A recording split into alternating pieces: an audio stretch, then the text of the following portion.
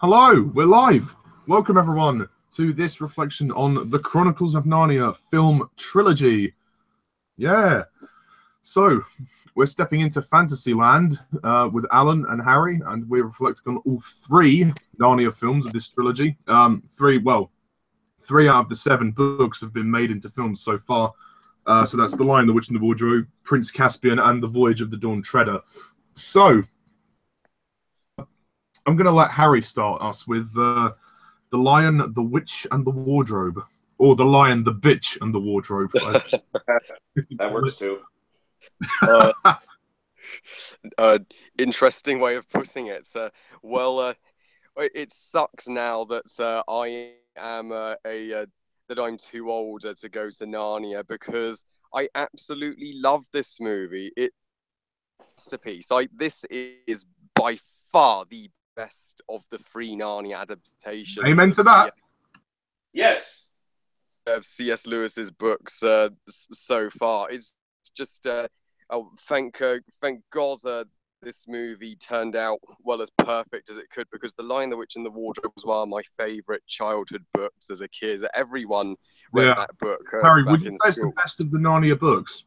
Yeah, it takes the cake easily. It's the best of the Narnia books. Yeah, no contest. And all the other Narnia books are forgettable in comparison to Lion, the Witch, and the Wardrobe, with some exceptions. But I can see why Lion, the Witch, and the Wardrobe has been made into a movie countless times, because it's simply the best book and people want to keep revisiting it. And I think the movie is I think the movie's visually spectacular. It's my God, the costumes, the CGI. It looks just as glamorous as the Lord of the Rings trilogy did, considering it was made by the same guy. Yeah, funny you should say that. The authors were friends. Did anyone know that? C.S. Lewis and Tolkien were friends? Yeah, I did. Yes, they were. Yeah. Yeah, so Narnia and Middle-earth do have some similarities, since Lewis and Tolkien did meet at university, and that shows here. And New Zealand was the perfect location to shoot Narnia. It completely brings this magical world to life. And I think these 4 kids are outstanding, especially Georgia Heleny as Lucy. She is she is so damn cute, she steals the show here. And Anna Popplewell. Harry, can I just say, sorry to interrupt you, she puts Hayden Christensen's performance to shame in Attack of the Clones. I mean, the fact that an 8-year-old girl can do such a professional performance, and a guy who's like 20 years old, he comes across as awkward and cringy. That just goes to show how talented she is. I know, right? So she's a naturally talented actress, and this was her first movie as well. This was her debut. That's mind blowing how good she is, and she Hayden Christensen to shame it here, and I, as well as Anna Popplewell as Susan, Skander Kanes as Edmund, and William Moseley as Peter. They're all perfect, and and the other cast as well. I think Liam Neeson is tremendous as Aslan. His voice is so godlike and commanding, and perfectly suits the role. And I actually think the CGI on Aslan in this movie looks better and more real than what they did for him in the 2 sequels, which I will talk about later. I think in those 2, he kind of looked. They tried to make him look. I don't know if they tried to make him look younger, but he looked a bit more glossier than he did in the first one. Was that just or... Yeah, he looked a little too glossy and weird in the sequels, but here he looks like a completely realistic lion. And my God, Tilda Swinton is incredible as this movie's antagonist, the White Witch. She is the best. She's the best. The white bitch. Yeah, the white bitch, as you call her. Yeah, oh my God, she's the best antagonist in this series, easily. Oh yeah. Oh yeah. No wonder they kept bringing her back for the sequels. They kept bringing her back because she left the most impact. Oh my God, whenever she's on screen, I get goosebumps and chills, and the way, yeah, and no wonder she's got stalactites. Stalactites on for a crown, exactly. And I think the beavers are a barrel of fun. I think James McAvoy is delightful as Mr. Tumless, and I also love Jim Broadbent as the professor for the few scenes he has, and the first half of the movie is definitely slower paced than the second half, but I'm glad it is, because we needed the first half to flesh out the kids, to get to know them, and yeah, the relation, just these kids, they really feel like a family. They have perfect chemistry, and the second half of the movie is amazing once we get to the big battle. This battle rivals even the Lord of the Rings battles as one of my favorite movie battles.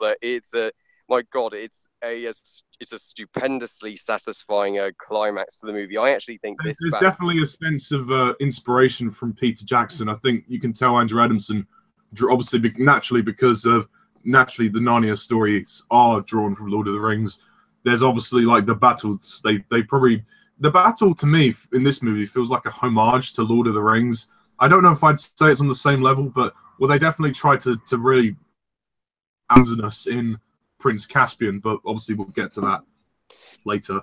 Yeah, it's a homage to Lord of the Rings, but it's just slightly more light-hearted because this movie's rated PG, obviously. But it's never a knockoff or rip-off of Lord of the Rings. It's still its own thing, despite paying homage. And that is until Prince Caspian. Exactly, which something Prince Caspian did, of course. But this battle, it's so vast, and I'm glad that even though in the book we saw little of the battle was only an aftermath in the book. I'm glad they focused just as much on in the battle. I guess they didn't want to make the book too dark. Maybe they thought, having too much battle would make it too violent. So I guess he decided to just trim down the battle to the bare minimum. But in the movie, it helps that they actually extended the battle. Yeah, I'm so glad we actually got to see it. Because obviously movies are more visual storytelling than books. So I'm glad we get to see just as much Peter and Edmund in the battle as we did with Susan and Lucy, with Aslan getting the reinforcements. And I think Harry Gregson Williams' score is magnificent. This Agreed. is an underrated soundtrack. Yeah, and gosh, the moment when Aslan is sacrificed on the stone table, that is devastating. That's really damn dark. Behold, Jesus Christ. Jesus Christ. Oh yeah, it was. Huh. Oh yeah, it's an imitation of the sacrifice of Jesus, because C.S. Lewis did put a lot of religious references in the Narnia books, obviously, and this movie, it gets the perfect balance of the light-hearted moments and the dark moments, because Adamson is such a great director when it comes to family movies, this movie, it's utterly enchanting. It's packed with the magic that this series needs. It's just I can't find a single issue with it. It's perfect. It was one of my all-time favorite movies from my childhood. Me and my family used to watch this movie a bajillion times, and I'll definitely review it on my channel this year. Wow. I'd love to see a review. Thanks. It's hard to believe this movie's 12 years old now. It still holds up. And I remember going to see this movie when I was a kid, and I was blown away by this. I actually saw it twice because at the time McDonald's had a free ticket to see Narnia. That's cool.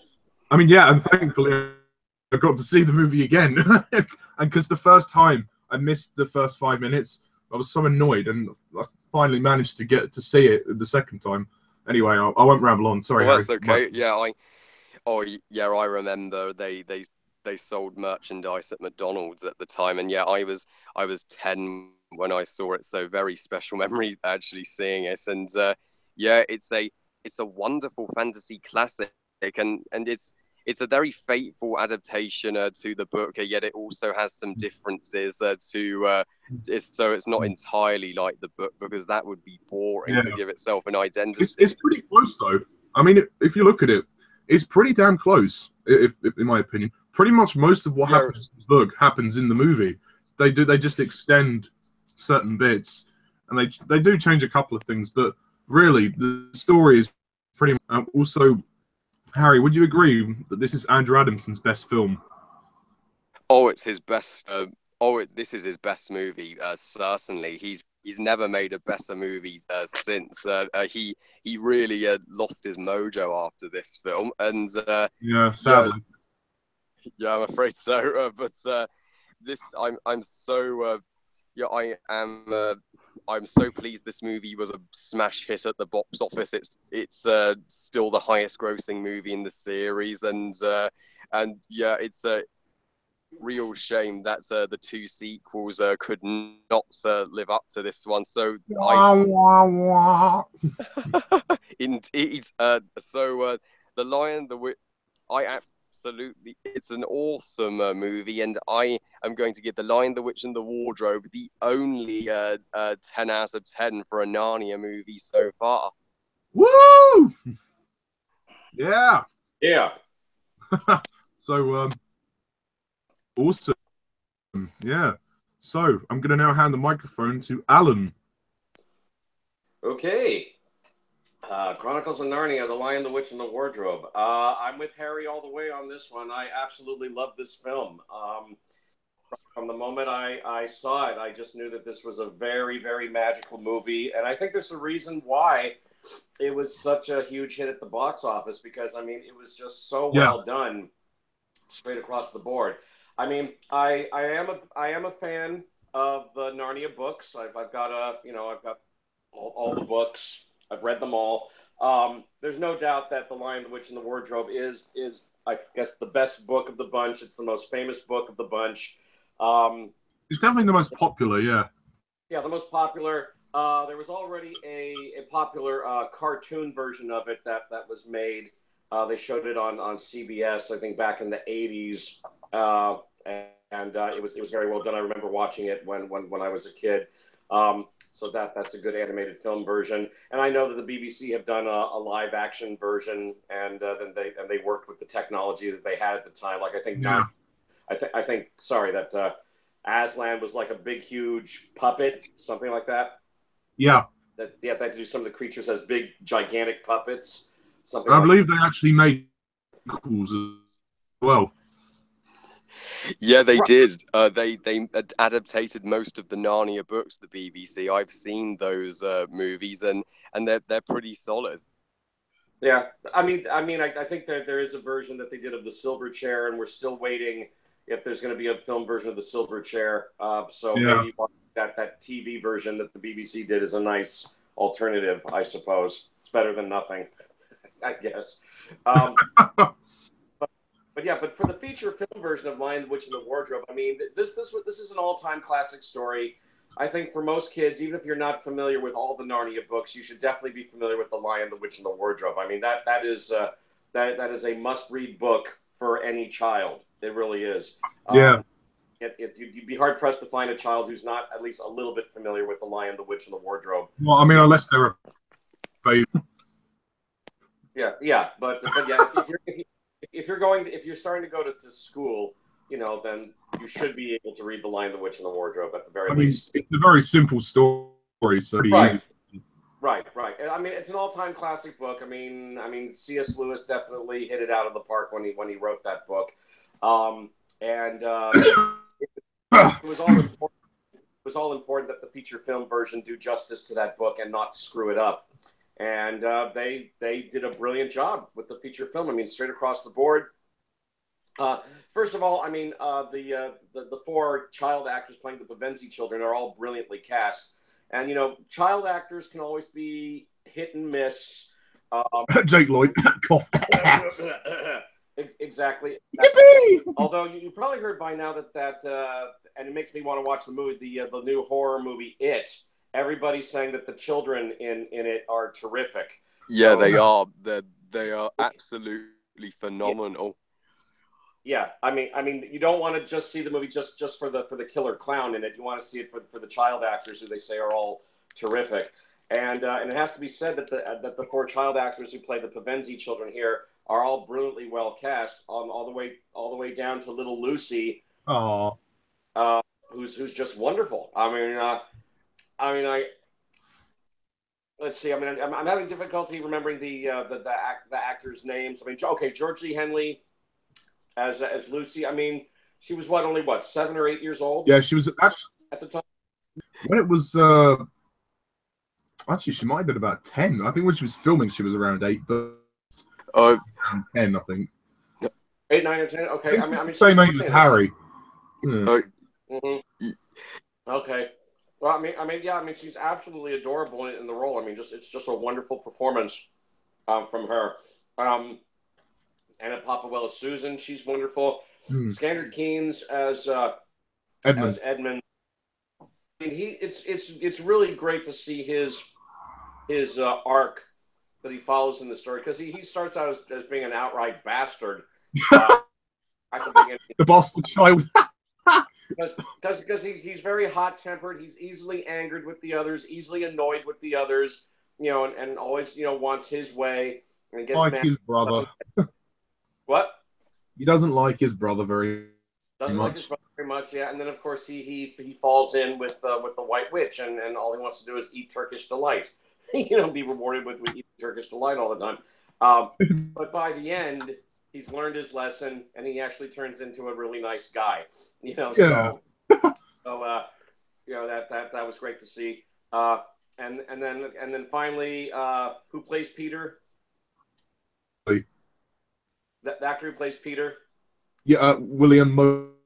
Thank you, William Moseley. Yeah, no, he's great too. I mean, being the eldest Pavenzi, you know, he has to take the role of being, you know, the take charge, authoritative leader of the group. And Alan, at first he's sorry to interrupt you. It's also worthy to beginning of the movie when they're on the train station. They all have to deal with some emotional acting, and I think they're all four of them do a great job. Like, you can tell, like, basically there's such a dysfunction in the family, and they're all like sad to leave their mother, and then the whole point of the movie is that they grow to become a closer family by the end. Like, would you agree? I would. I mean, they definitely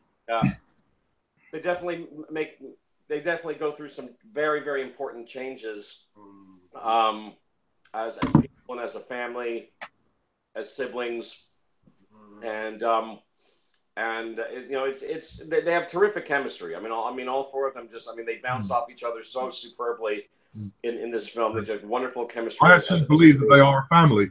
I believe they're brothers and sisters. Yes, I did. I totally believe that they were brothers and sisters. I mean, it was just natural. They were just so perfectly cast. And again, William Moseley as Peter. You know, great to see his arc. That at first he's not sure about his leadership skills, but he's more or less thrusted into that role. Yeah. And by the end, he becomes a superb leader of the group. Very brave. Leads a whole fucking army. I'm sorry? He leads a whole fucking army. That's right. That's right. I mean, they all become very brave. All four of them. It's a terrific adventure that they go on. Obviously, I mean, the original book is only so many pages in length, so obviously they had to do some extensive stuff to the story. But I'd say pretty much what happens in the book happens in the movie. Yeah. It expanded on. But the script is really, really well done. And let's see. I'm sorry, I'm blanking out again. Who directed it? Andrew Adamson. Thank you. His direction is superb, and I think he went on to direct the Shrek movies, or maybe he started directing Shrek before he did. Well, actually, he directed the first 2 Shrek movies before this, and then I think he was involved with the third one, but not so much that he could direct it because he was doing Prince Caspian. I see. And I don't think he's directed anything as far as I'm aware. Mm-hmm. Okay. Well, anyway, his direction of the film is superb. Really, really solid direction. The whole look of the film is wonderful. The visual effects are terrific. Lots of CGI work in the film, but it's very, very effective. Again, bringing Aslan the lion to life, who I think is a superb CGI character. I mean, he looks realistic. He looks like a real lion that can talk. I mean, I was just blown away by how well Aslan looks. And, of course, you've got the one and only Liam Neeson perfectly cast as the voice of Aslan. Yeah. I mean, they could not have cast a better actor to do the voice than the one and only Liam Neeson with that commanding, powerful, I'll even go so far as to say godlike voice that man has. Yeah. You know, so he was perfectly cast. And, you know, I was just blown away by the character of Aslan and how they brought him to life so wonderfully. Of course, Tilda Swinton as the White Witch. I mean, my God, she is just totally evil in. She scared the shit out of me. I mean, and those bits where she's going off on Edmund and just totally yelling at him, you know. Then how dare you come here alone? And yeah. Just totally going off on him. I'm like, boy, I mean, this woman scared the shit out of me. I mean, she's perfectly cast as the White Witch. Perfect performance as the White Witch. You couldn't have gotten a better actress to be evil personification of the White Witch. Also, Alan, Doctor Strange review, how she has quite an androgynous look for her. Like, her face is so intense. Yeah. It's scary. Actually, she is so scary. I mean, I have to admit, I mean, she's decked out. I mean, when we first see her, this is before she reveals her true evil self, you know, where she's being polite and kind to Edmund, and, you know, she allows him to sit next to her on the sled, and she offers him the Turkish delight and all that. She's being nice to him and all that. And I have to admit, she actually looked quite pretty in that white dress that they decked her out in. But, you're right. She has a very androgynous look. She can look, you know, emphasis more on female or emphasis more on male, you know, depending on how she's dressed and depending on how her hairstyle is. Or for Doctor Strange, she was bald for that. Yeah. So she had more of a male. Actually, towards the end of the movie, in the final battle, she wears a different outfit. Her war outfit is weird. I mean, that golden crown she wears, how does that not go through her head? That looks like it must hurt. Ouch. Yeah, I know. How does it stay on her head? You got to wonder. But yeah, she's great. She's just terrific in the role of the White Witch. Couldn't have asked for a better White Witch. The other supporting cast are great. I mean, I love Jim Broadbent and his supporting role as the professor who lives at the house that the kids are staying at. And it's pretty obvious that Alan, I assume you've read The Magician's Nephew, so you know who the professor is. Exactly. Yes. When he was a child, he went through the wardrobe and had an adventure in Narnia. So he knows all about the wardrobe. Yeah, he made the wardrobe. Yeah. I mean, you can tell he's withholding information from the Pavenzi kids, but it's pretty obvious that yes, when he was a child, he went through the wardrobe, and that's covered in the prequel book, The Magician's Nephew. Yes, you're absolutely right about that.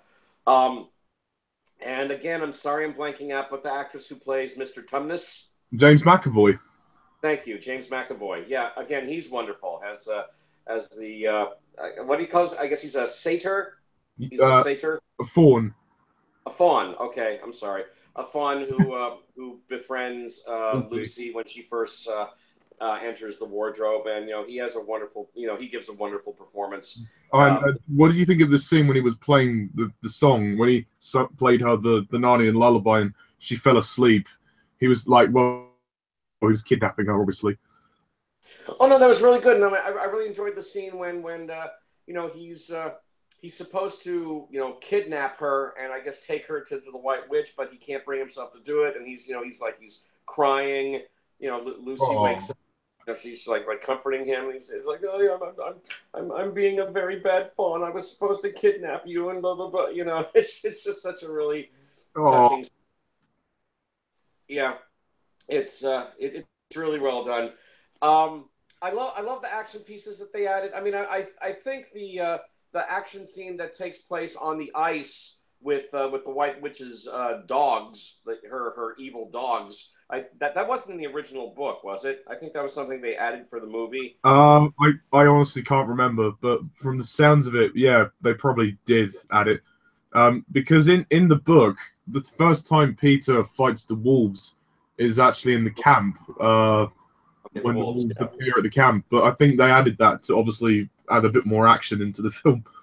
Okay, and you're right, they're wolves, not dogs. There's a difference. Yes, okay. Yeah. The White Witch is wolves.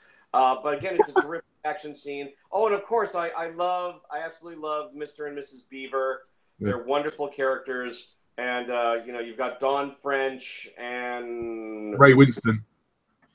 Thank you, Ray Winston, doing the voices of Mr. and Mrs. Beaver, and they're just so perfectly cast. They're just so delightful, and again, magnificent CGI work on Beavers. I mean, also in regards to Mr. Beaver, it's funny that his Cockney accent surprisingly isn't a problem.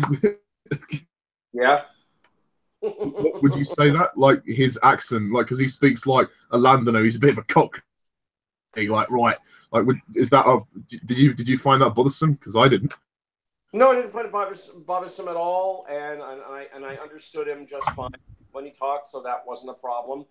And I'm guessing nobody else in the audience had a problem with him either, because I mean the film was a big box office hit, so I don't think anybody had a problem with him way he spoke.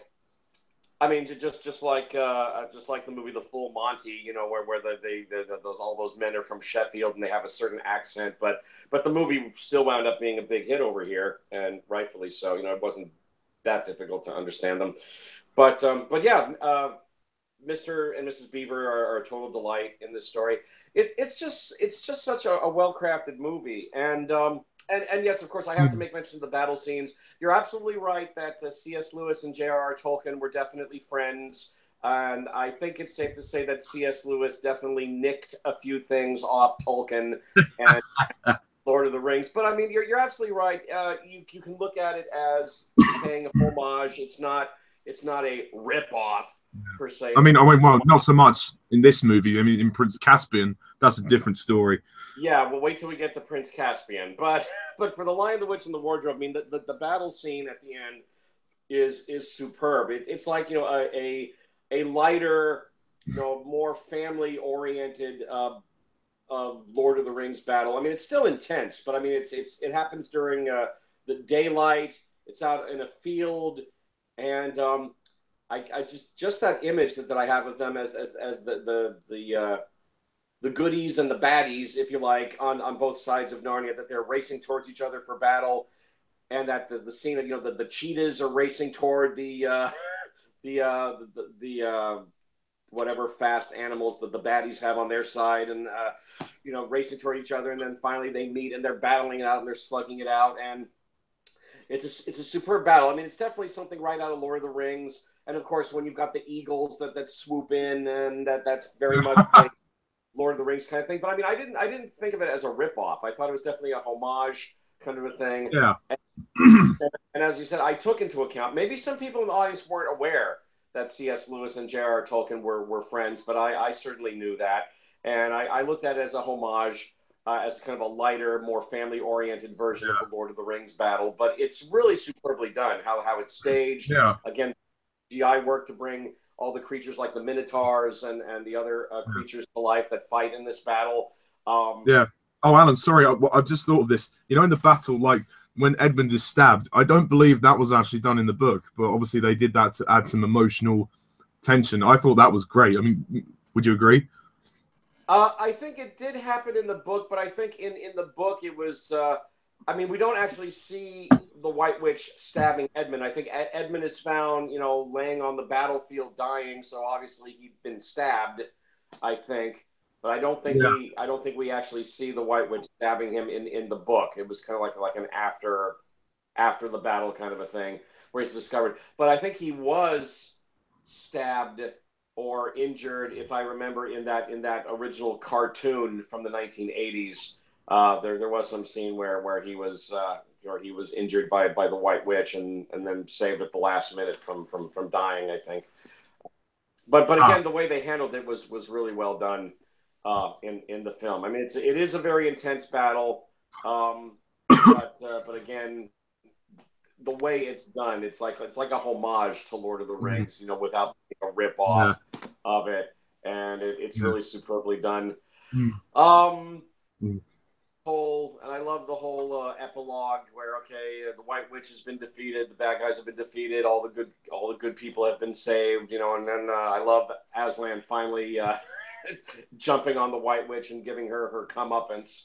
So eating her. yeah. I mean, obviously they couldn't do anything graphic, being a PG-rated film, but still, it was a most appreciated scene. Definitely. I mean, well, who knows what they got up to in the tent? That's right. And also, I think it's also worth mentioning that yes, there's definitely a lot of Christian allegory in the story. I mean, there's no doubt. I mean, Aslan is definitely the Jesus figure of Narnia, and the whole thing with him sacrificing himself, and the fact that he's going in Edmund's place to sacrifice himself that's Jesus sacrificing himself on our behalf for our sins. You know, I mean, that scene was really intense. It is really intense. I mean, and I'm surprised that they managed to get away with it. I mean, the moment the White Witch kills Aslan, I mean, it's not graphic. I mean, we don't see the knife plunge into him, but we do get that shocking look on Aslan's face just before. And also, Lucy's reaction as well was really shocking. Yeah. I mean, I hope that the children who went into this movie know perfectly well that that Aslan is going to be brought back to life by the movie's end. I hope the parents told the kids, okay, he's gonna get killed in this movie, but he's gonna come back to life. Yeah. So so don't cry. I mean, he is gonna come back to life. He's gonna be resurrected. So I hope the children in the audience knew that going in. I mean, they handled it well, and it's not graphic, but and like I said, the moment when Aslan is resurrected, and then Lucy and Susan are totally hugging him and all of that, and welcoming him back. I mean, it's a really wonderful, touching scene. I thought they did it really, really well. And the whole epilogue at Narnia, where the four of them are crowned kings and queens, and apparently they got to grow up together as kings and queens before they accidentally step back into the wardrobe and they revert back to children and revert back to the way they were just before. Oh, that must be horrible, having to relive half your life again. Yeah, I know. I'm thinking about, hey, we got to be kings and queens of Narnia, and we lived in all this splendor, we did all these cool things, and now we're back to being kids back home like it never happened. That sucks. But okay, that's how it happened in the book, and that's how it happens in the movie. So that's what you get. But I love the last line of the film when he says, "Try me." Right, and I love the closing song that Alanis Morissette gets to sing over the end credits. I mean, it's like the cherry on top of this movie. They send you out with a really great song that captures the spirit of the film, I think. So, all things considered, I mean, I just think that this is a absolute. Sorry, Alan. One more thing. Did you like the score, the music score? Yes, I did. The score for the film is terrific. Oh, and yes, the main theme that we hear, especially whenever we see the Pevensie kids, playing with each other. I think when all four of them finally make it through the wardrobe and they're playing with each other in the snow, that's a really nice theme. And they bring it back for Prince Caspian when we see them, playing on the beach. They actually use it also at the beginning when they're on the train, when the titles come up as well. Yes, you're right. Oh, I guess I should also mention that the film begins with that prequel scene, which I don't believe was in the book, where the fighter planes are flying over Britain, and the Pevensie family are in danger of being bombed, and they have to run into the shelter. That I don't believe that was in the original book. That was something that they added for the film, but it works. It works. It's really sucks you in. And it's a nice, sucks you in and introduces you to the Pevensey kids and the strife that's obviously between them.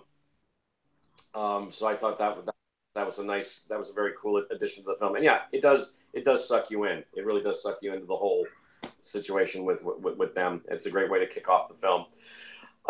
So yeah, all the way around, The Lion, the Witch, and the Wardrobe. I mean, I think it's a superb movie. It's definitely one of the very best. Father Christmas. Christmas. Father Christmas. Where Saint Nick shows up. Yeah, Father Christmas. Yeah, where Saint Nick shows up and he gives the Pevensey kids their weapons. He doesn't give them toys. He gives them weapons to help them in their fight. Although he's very. This is not Narnia meets Toy Story.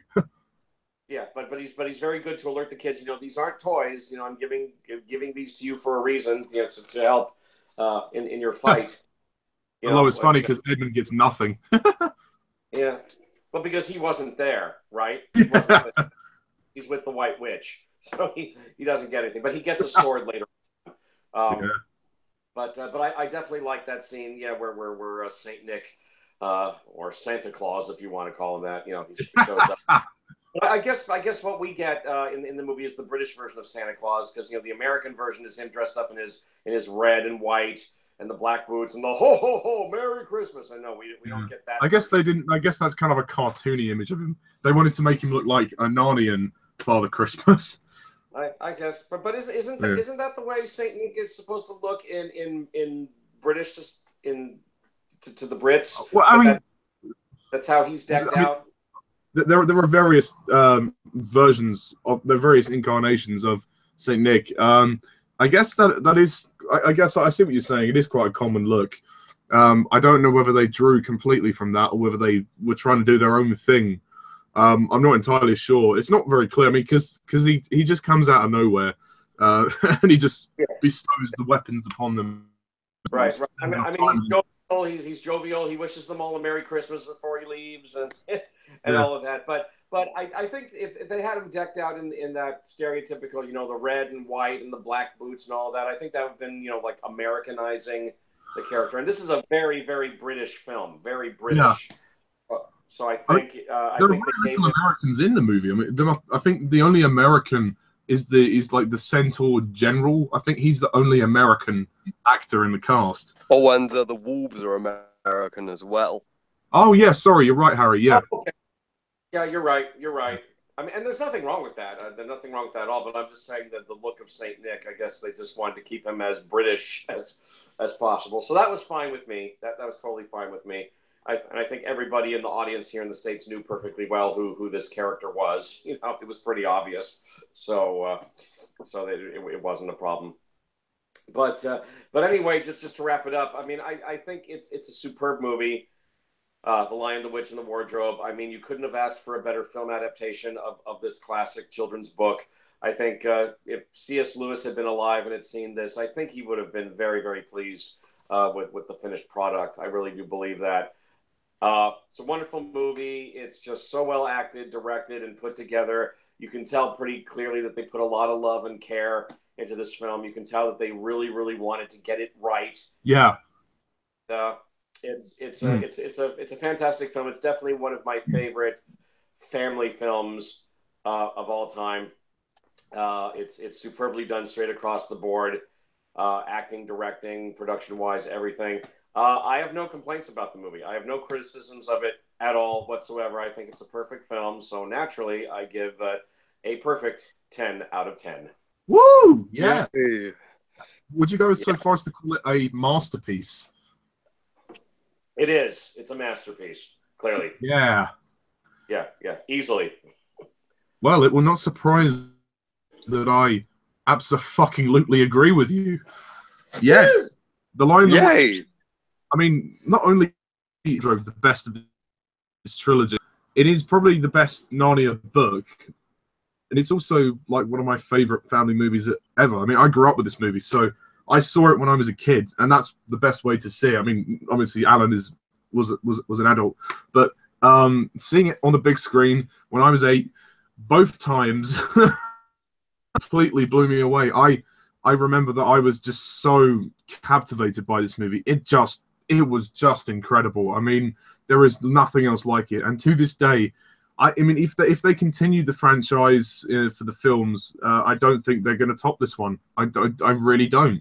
It's unbeatable, and that's why the sequels suffered a little bit. But we'll get to Prince Caspian and Voyage of the Dawn Treader shortly. This is just a work of art. I mean, it really is. I mean, Andrew Adamson, he's very good with family movies, and this time it all came together so well. I mean, as both of you have said, the 4 kids are just incredible. I think they're all cast beautifully, and a family dynamic between them. Actually, I believe the dynamic throughout the trilogy, but for this one, it's the strongest. You feel like they really have to work. I mean, they're kind of going through an emotional trauma. Like, their dad is at war. They have to leave their mum, this random country house with this professor. So a lot of and the family, they're not really functioning, partly because of Edmund, really, because he's such a brat. He's basically the bastard child of the 4. But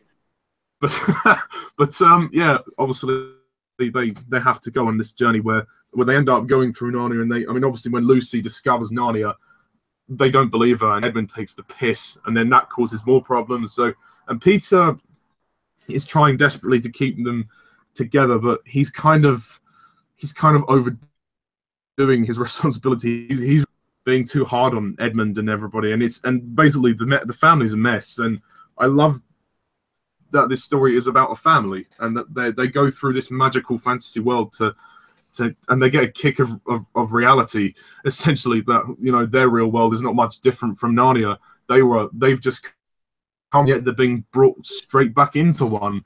And I find that is the great irony of The Lion, the Witch, and Wardrobe, is that no matter where they go, there's disaster. So they have to work together to kind of, and I think that's a great symbolism. I mean, C.S. Lewis was clever when he wrote this story. Well, I mean, he was always clever, but I thought the way he constructed this story was brilliant. And just seeing it on film is just immense. I mean, I love the opening to this movie, the air raid scene. It was unexpected. I mean, the book starts out with them being evacuated, which is nice, but I'm glad that they did this for the film, because it's exciting. It sucks you in, and you know, you really, I mean, even the first scene, you understand that, you know, there's a dysfunction. Now, when they go into the shelter and he's like, oh, why do you think about anything? You're so selfish. You could have got us killed. And, you know, he's like, why can't you do as you're told? You know, he's kind of bossing him around a bit as well. I mean, I love the scene on the platform. The music there is great. The performances from all 4 of those kids are amazing. And the mum is good too. I mean, she's only a cameo, but does a pretty good job as well. And when they say goodbye to her, it's so sweet. Obviously, Edmund, being the brat that he is, he's just grumpy. He's like, oh, I wish his dad was there. And obviously, when they get to the house, it's a very different atmosphere, and they're obviously not comfortable with it.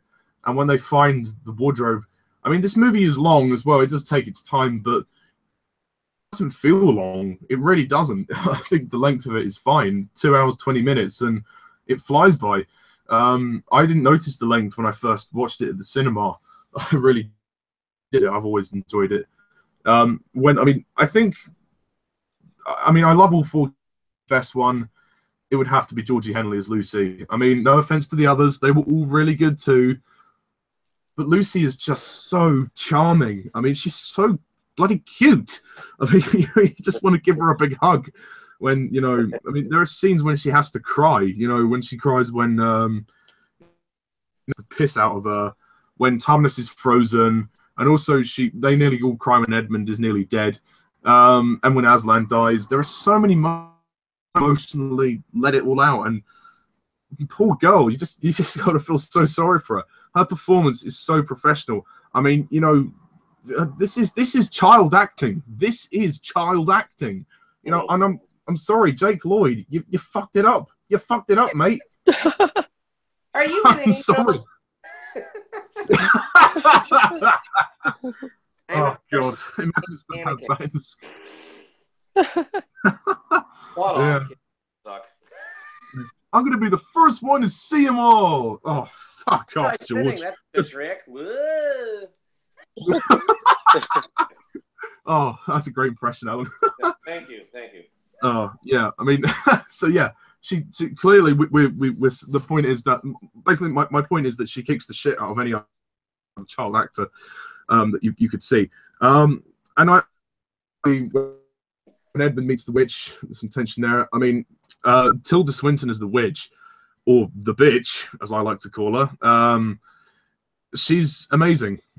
She's quite simply perfectly cast. I mean, all the people in this movie were cast perfectly. Tilda Swinton, like Alan says, she has this androgynous look about her. I'm sure Tilda Swinton is a nice woman, but you just know when you look at her, there's something quite intense about her. I'm sure she's a nice person in real life, and I think like that helps her with her performance when she's acting. I haven't seen her in much else. Obviously, she was in Doctor Strange as the Ancient One, and she was bald, but that was different, obviously. I mean, there was a lot of controversy surrounding that, but that's another hang-up for another time.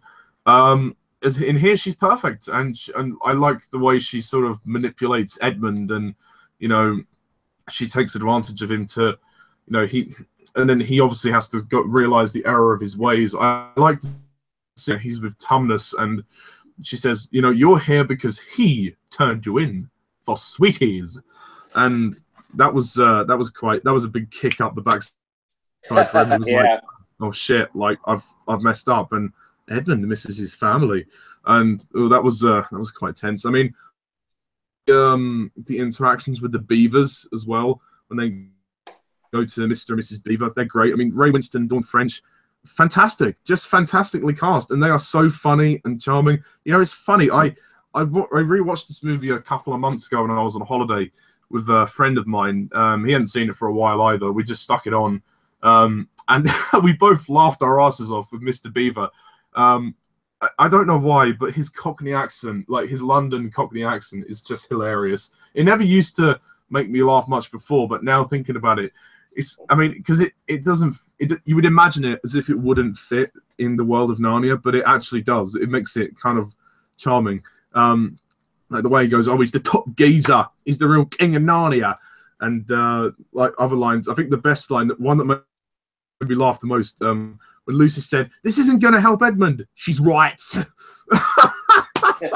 Sorry, it was the way he said it. That's just what made me laugh. Yeah. And or I like changing the. Don't get cranky. I'm cranky now. Oh yeah. You should have brought a map. Go to the jam. and when they see the badger who's frozen, he goes, "He was my best mate." I don't know. It's just something rather charming and funny about it. Also, it's worth to note, Harry, that because we did the Shrek hangout the other day, Rupert Everett is the fox. He has a small cameo role as the fox as well. Oh yeah, Prince Charming voices the fox. Who would have thought? Yeah, I mean, there's just so many people in this movie. It's perfectly cast. I cannot fault it. I mean, Liam Neeson was the only person you could ever have to play Aslan. Seriously, I mean, he's good. He's great. I mean, he just suits it. I mean, Aslan isn't in the movie much, but he's obviously the Christian allegory figure for Jesus. Obviously, he's the Jesus figure. And his voice is so soothing, and he obviously has his presence, and his death scene is quite intense to say that. And the fact that Lucy and Susan watch it, and like especially the reactions from Lucy are quite harrowing to watch. Like particularly as just before he dies, they start doing the drum beats, and then the camera moves in on her, then cuts to Aslan. He can see them. Like the expressions on Aslan's face as well are just amazing. I mean, the CGI work is incredible. And I watched a guy who reviewed this movie when it came out on the BBC.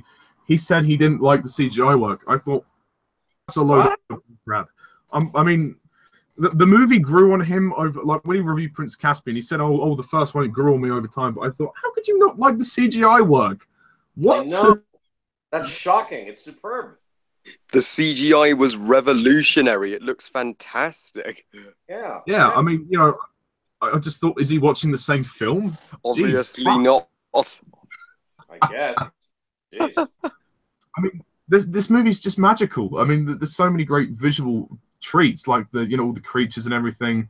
I particularly also like the scenes when they're going across the lake. That's fun, and obviously Father Christmas on them. That's also great. And Lucy has got a funny line there, and she says, "Told you he was real." Yeah, I like that. And then, yeah, obviously when the river, the avalanche explodes through the river, and then they're on the ice block, and then they think Lucy's gone. They're like, "What have you done, Lucy, Lucy?" And then she's like, "Has anyone seen my coat?" And she's walking behind them. That's the only. I want to know, how did she manage to get across without, like, I know they don't show it. It's not a major thing, but it's like, how did she get wrong? So how did she actually clamber up to the ice on her own? Oh, how'd she manage to not drown? Yeah. Yeah. She's an 8-year-old girl. I mean, she knows how to swim. That's the only theory I can have. She must be, yeah. I mean, what the hell? I'll go with it. It's not a problem. It's not a major issue, but it's the one little inconsistency I have. It's like, how did she get there? Okay. Yeah. But that's okay. Anyway. I'll forgive them for that. I'll forgive them. Yeah. I mean, the rest of the movie hangs together so well. I'll forgive them for it. I mean, the second half did change. Like, as the winter goes away, the summer comes in, and I like that. I also like the scene when she interrogates the fox, and then she freezes him, and then she slaps Edmund across the face. They weren't, they're going to spare no expense with how evil she is. The things she does are terrible. I mean, it's evil. Just yeah, evil. Evil Knievel. Evil woman. Yeah. Yeah, definitely. Sorry, Alan? I said ELO wrote that song about her, Evil Woman. Yeah. Yeah. In the credit, in the credits for The Witch, that would have been funny. Yeah. There's just so much. This is the one with the most heart as well. Because obviously there's a big family dynamic, and they're trying to. Peter's trying to keep his family under control, and he has to realize the error of his ways as well. That he shouldn't be so hard on Edmund. Edmund is going through the same thing that they are. That they're all like hurting because they've been sent away from their parents, and their dad's out fighting a war, and they all they have is each other. So, and Peter's the guy who's trying to lead the family, and not only does he do that, he obviously leads them into battle. Which brings me on to the battle scene itself. As Alan said, yeah, there's definitely some inspiration from Lord of the Rings, but the parallels aren't going to be there. You just have to accept that because I mean they go too far in Prince Caspian, but I think the battle's amazing. It's really well done, and I love that they basically they cut to the chase. They don't prolong it. I mean, we build up to the battle. It like most of the runtime, everything before the battle is amazing, and then everything during the battle is amazing. It feels like, yes, we've waited like an hour and 40 minutes for this.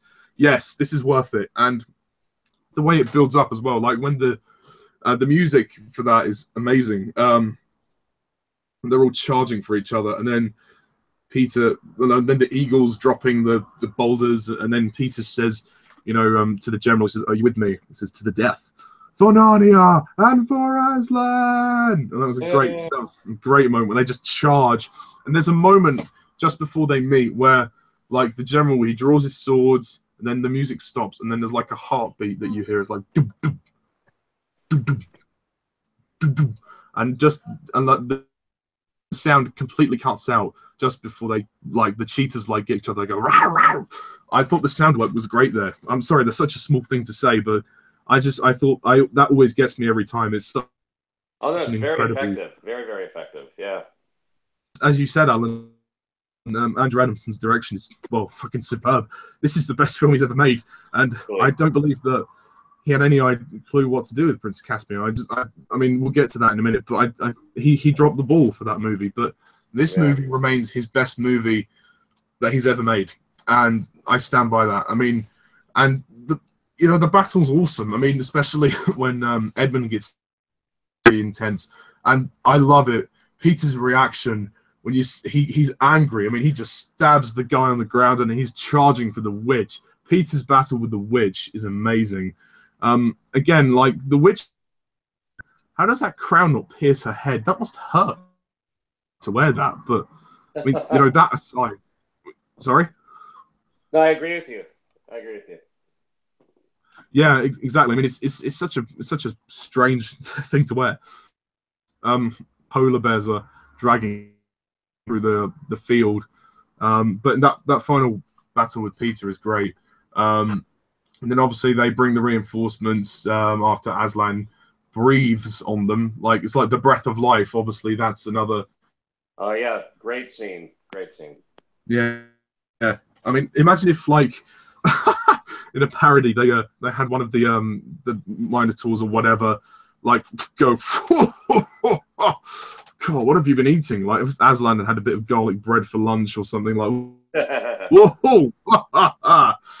And of course, all of the breathing on the statues leading to the obligatory emotional scene with Lucy and Mr. Tumnus, where and he's frozen, and then he unfreezes, and they reunite. I've always loved that. That's even Susan, she's like, oh, Mr. Tumnus, this movie's so charming. Like, I can't fault it. I really cannot fault it. I mean, the movie's long. It's about 2 hours 20 minutes, but it never falters for me. I was out. The pacing never faltered for such a long film, to keep a young audience interested for that long. They did it. They had to take certain up with the book, but I thought they all paid off. And also the wolves were really intimidating as well.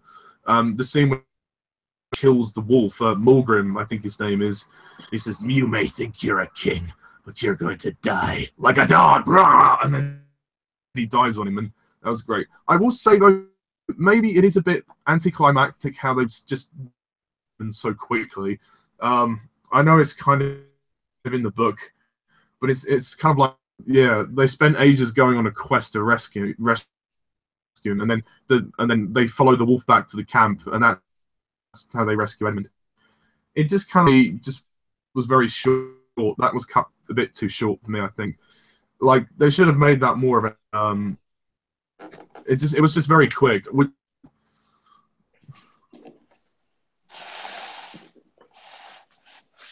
Ollie? Yeah. I was just saying, would you guys agree with my point? Oh, which scene do you think ends too quickly? Rescue Edmund from the camp.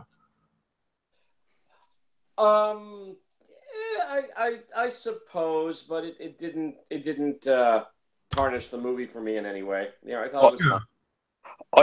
I didn't necessarily think it was too quick because Edmund had been through enough torments and intense moments with the witch already. I was relieved to see him finally reunited with his family by then. I guess so. Yeah, I mean, it's not a major.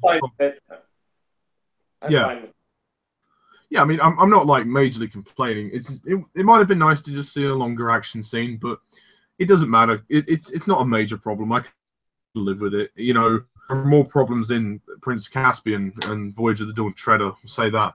I mean, overall, this movie's perfect, and I love the ending as well. When they become kings and queens, they live out the rest of their lives, and then they find the lamppost. They end up back as young kids again, and they're like, "Oh shit, we have to relive our life again."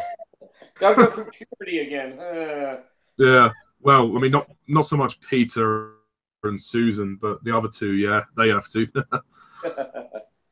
And I think the ending's great. Like when the professor throws him the cricket ball and he says, "Try me." Obviously, that's a nice little allusion to the fact that he is the boy he's Diggory Kirk who carved out the wardrobe and to begin with, and when it was created, because originally it wasn't the wardrobe, it was the magic rings. I don't know if you guys have read the book of The Magician's Nephew, but that was for some reason his uncle had these rings that transported them to, though technically it wasn't Narnia yet, because then Aslan appeared and created Narnia. Is that, if I'm remembering that correctly, is that what happens? I read the book, but it's been quite a few years. You could be right that they went to Narnia through a different means of transportation, not the wardrobe. You could be right. It's just that it's been so long since I read the book. Yeah, I mean, all I remember of Jadis, who's the White Witch, it feels and basically when the whole idea when created Narnia, and then Diggory, who was the professor, carved out the wardrobe. I think out of some of the material, one of the rings as well was used in the carving of the wardrobe to basically allow an art into Narnia. So I mean, I thought that was clever. I mean, one with The Magician's Nephew, that would be great. But you can't do that one in 2.5 hours. But anyway, I think this movie's a masterpiece. I really do. I love it every time I watch it. It brings such a smile to my face. I laugh, I cry. I love it. I mean, I also think the music score by Harry Gregson Williams is magnificent. The music is so fitting for this movie. I mean, it's emotionally satisfying. It's intense with the battle. And the songs as well in the credits are nice. I also like the scene in the mid credits when Lucy tries to go back through the wardrobe, but Diggory, well, the professor says, "I don't think you'll get back in. You know, I've tried. You know." So, and that was nice. And then the door opens, and then we hear Aslan's roar, and I was like, "Oh, that's a nice ending." Wonderful movie, and it's easily the best of this trilogy. I have some nitpicks, but nothing that will stop me from masterpiece. 10. I mean, fantastic family entertainment. But unfortunately, the magic wore off in Prince Caspian. Okay, this one's going to be I think we all agree mostly on these movies, but Harry, please do give us your thoughts on Prince Caspian. Oh dear, what the hell happened, Andrew Adamson? The magic's gone. I mean, I actually heard, can you believe, I heard critics at the time actually, I heard some reviews say this was even better than the first one. I call bullshit on that. No, it isn't. Bullshit, yeah, bullshit. they're complete bullshit, those reviews. Did Disney... Bullshit detector right here. Oh, is that Alan's bullshit detector? Bullshit detector. Bullshit. Yeah. At least with Class 3, it was only the ending that was bullshit. Yeah. Actually, Harry, I don't know if it's the same for the British DVD, but the American DVD of Prince Caspian, there's some critic who's quoted on the back of the American DVD of Prince Caspian that says that Prince Caspian, in his opinion, is even better than the first film, which is such bullshit. No, it isn't. Yeah, that review is on the exact same cover in the UK DVD. I couldn't believe actually reading that. No, it's not better than the first. It's not even close. I mean, this is. I mean, let's put it this way: it's not a piece of shit movie. It's not bad. Yeah, I've seen worse, but still, it's the worst of the trilogy. The magic just isn't there. Exactly. This is by no means a terrible movie. It's just a mediocre one. This is the only misfire in the Narnia series. Andrew Adamson, he was just he was like, I loved that battle at the end of the first movie. I'm just gonna make the entirety of Prince Caspian just battles and no story and no magic, and that's such a shame. He got too carried away with the spectacle of this movie, he forgot about the heart. He forgot about the story and the magic, which is what brings us back to this franchise. Yeah, it doesn't feel like a Chronicles of Narnia movie, despite you have the same characters. Yeah, it doesn't feel like a Narnia movie at all. It feels like a straight-up Lord of the Rings rip-off movie, and a poorer rip-off of that. Just the, you know, I think, well, at least, well, let's get to my, well, let's get to some of my positives, the few that there are. I mean, the visual effects are still spectacular and beautiful, obviously, so no complaints about the production values. And Harry Gregson Williams still delivers an epic score, even though he does reuse some themes from the first movie, which is just lazy. And also, I do think I do think the mouse Reaper Chief is great fun and badass. And Harry, can I ask you, do you prefer him in this movie or in Voyage of the Dawn Treader? I much prefer him in Dawn Treader. Me too. I agree. Yeah, he had a lot more to do in that movie, definitely. And basically a comic relief character in this movie. True, a comic relief character who doesn't have as much to do as he really should. And the four kids reprise their roles. They do still try, but the problem is, I mean, it's the movie surrounding them was the problem.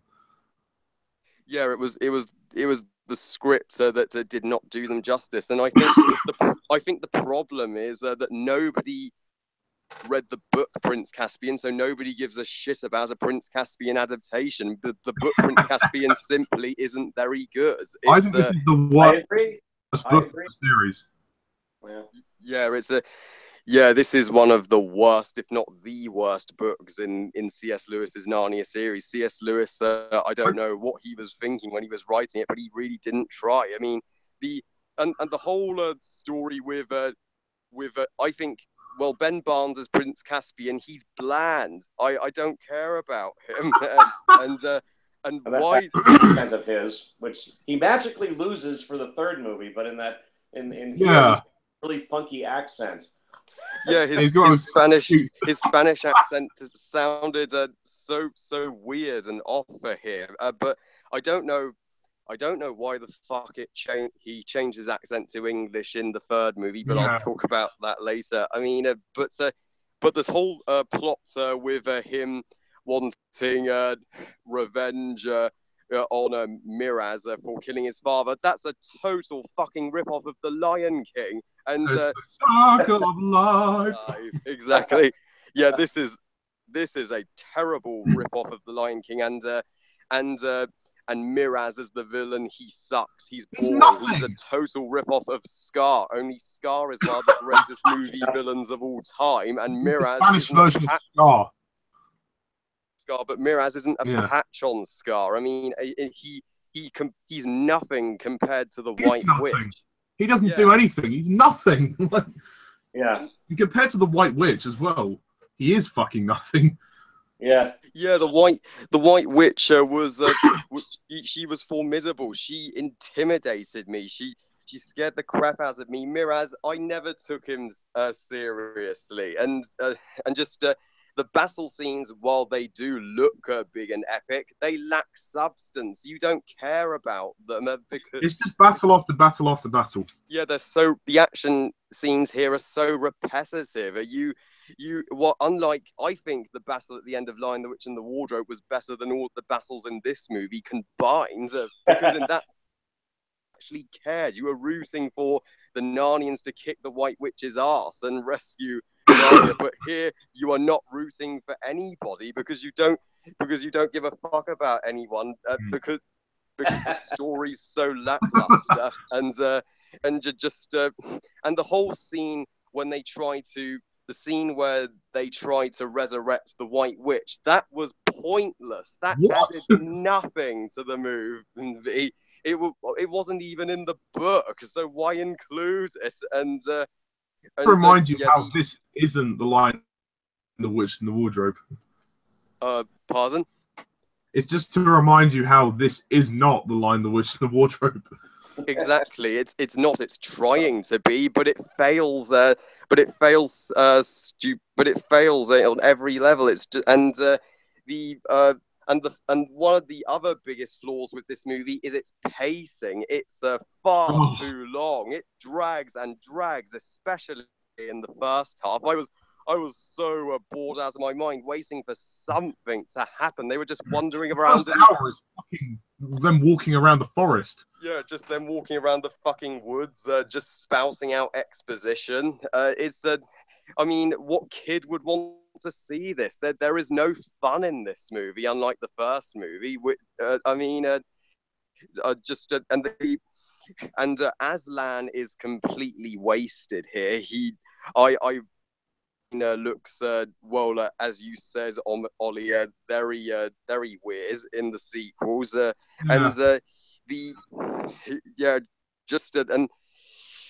I overall really am trying to find something to remember about Prince Caspian, but I remember very little. There's so little to recommend with this movie. It's not a disaster, but it's such a poor movie in this franchise. The other two movies in this franchise, yeah, definitely. The other two movies in this franchise are really good, but this one just lets the franchise down. And I'm so glad it was a disappointment at the box office. That gave the message that Disney and Andrew Adamson had really ruined it. And as a result, Disney decided to fuck off after this one.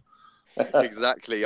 They couldn't care less about this franchise anymore after this movie. After this movie's box office disappointments, but thank God 20th Century Fox stepped in, and we got the third movie, which was an apology for this one. But Prince Caspian.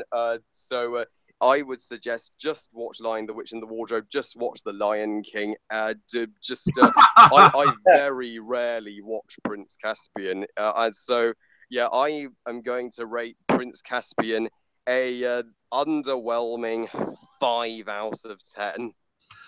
Oh, wow, wow, wow, wow.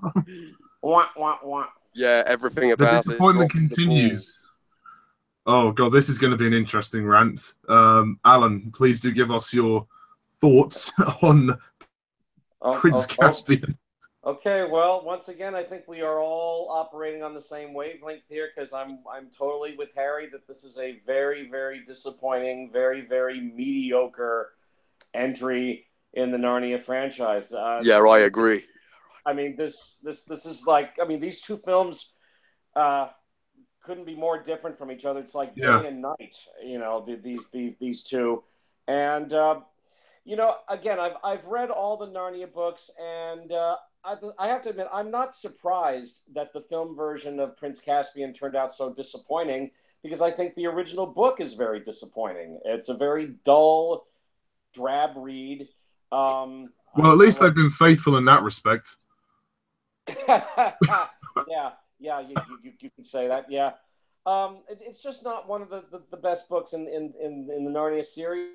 I mean, I'm reading it, and although it's nice to have the Pevensie kids all back again for another adventure, there's really nothing magical at all about how C.S. Lewis wrote it. It's nowhere near in quality as The Lion, the Witch, and the Wardrobe.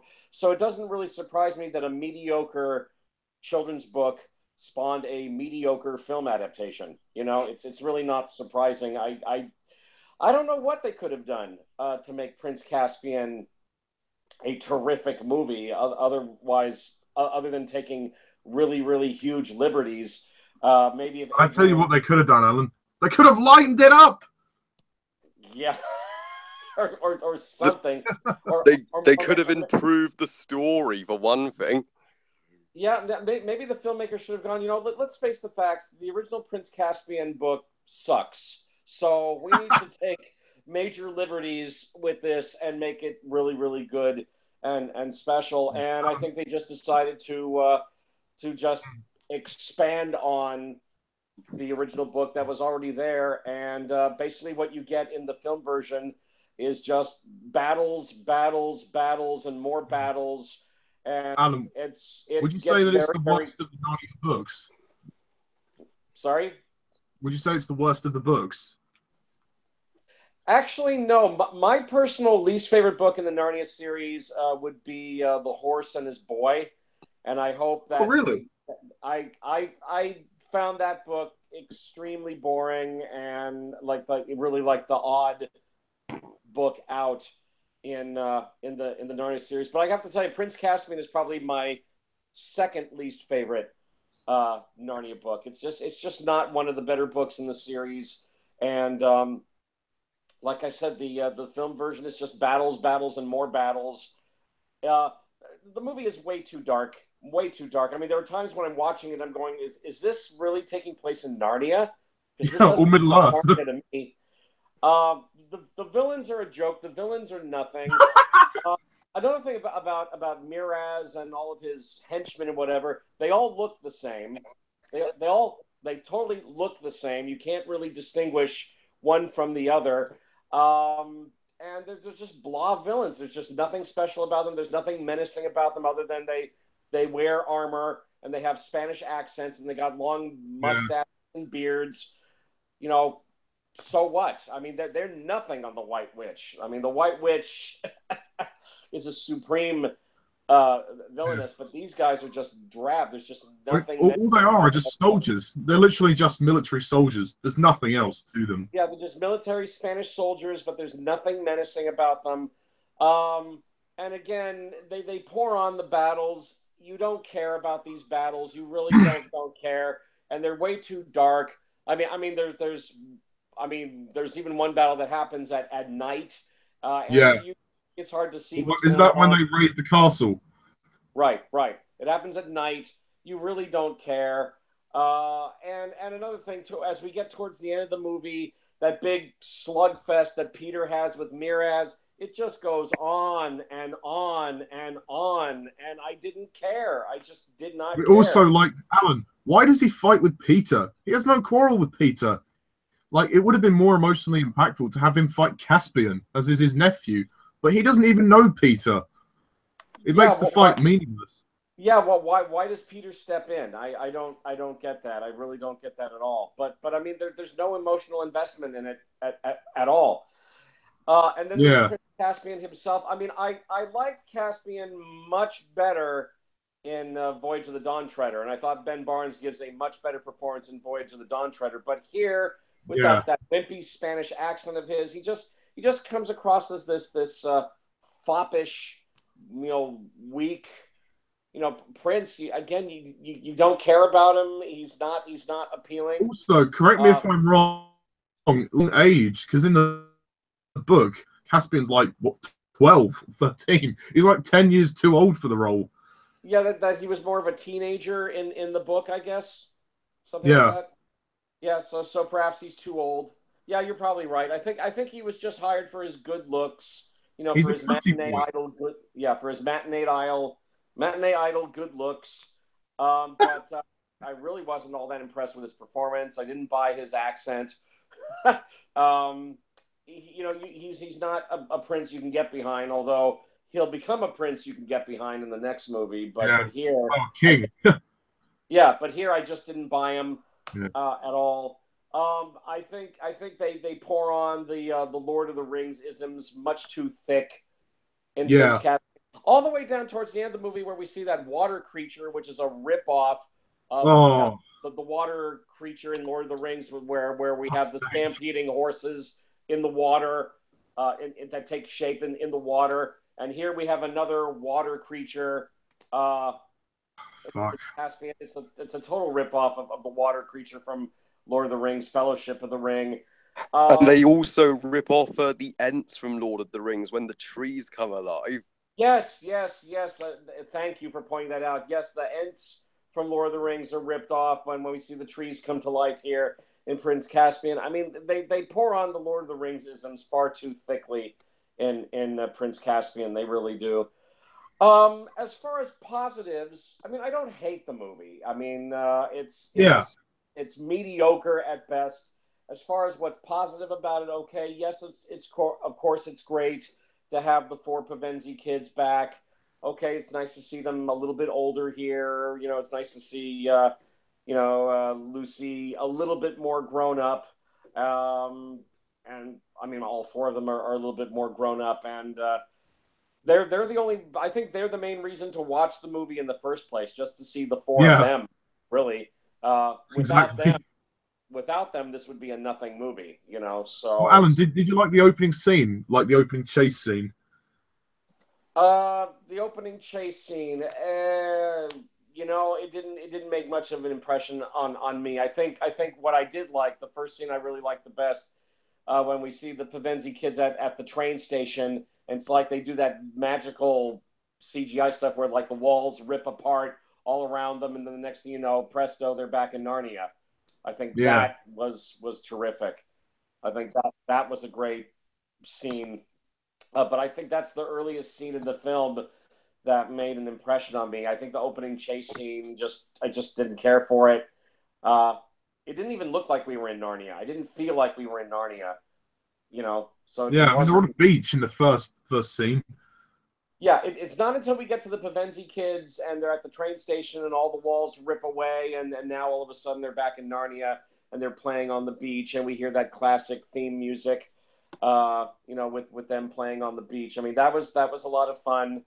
And how they're discovering stuff on the beach, and they realize that a whole bunch of years have passed since they were last in Narnia. That's all good. That's all fine. Um, but overall, I don't know. I just didn't really care for this adventure. I didn't like the character of the I guess the dwarf they meet, played by Peter Dinklage. Oh, Frumpkin is his name, I believe. Rumpkin. Yeah, I didn't like him. I didn't think he was much of a character. Um, Oh, Alan, what did you think of the White Witch scene? as much as I love Tilda Swinton as the White Witch, I mean, let's face it, she's not in the original Prince Caspian book, and for the record, she's not in the original Voyage of the Dawn Treader book. I think they just brought her back, uh, just to give Edmund, something to play off of, Yeah, just to play off I that. thought it worked better in Dawn Treader than it did in Prince Caspian. I suppose it really wasn't necessary to bring her back, but I guess they just wanted to give a challenge for Edmund, that maybe he's still haunted in some way by what the White Witch did to him. So they feel it necessary to bring her back for a couple of cameos. But I don't know if it was necessary to even bring her back. I don't know. Yeah, It doesn't really advance the plot. It's just that it serves as a momentary scare for Edmund, it's but just really another just action scene.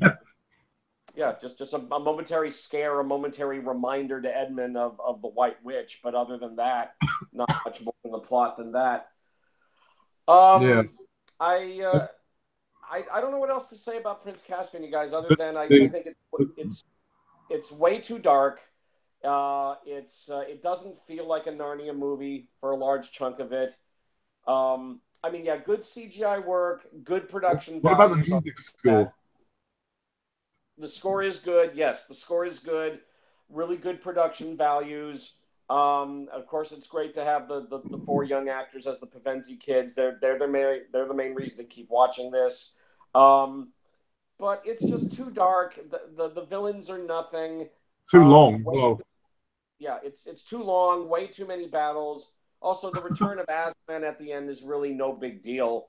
yeah. He Like, why makes was he in nowhere it? he makes nowhere near the impression that he did in The Lion, the Witch, and the Wardrobe. Although it's nice to hear Liam Neeson's voice again as Aslan, but again, his return in Prince Caspian is nothing.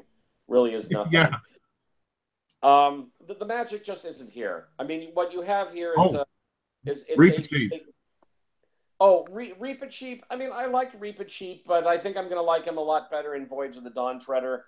Um, I mean, here he's voiced by Eddie Izzard, who does a good job, but I think Simon Pegg does a much better job in the next movie, voicing a Reaper Cheap the Mouse. He's a likable character.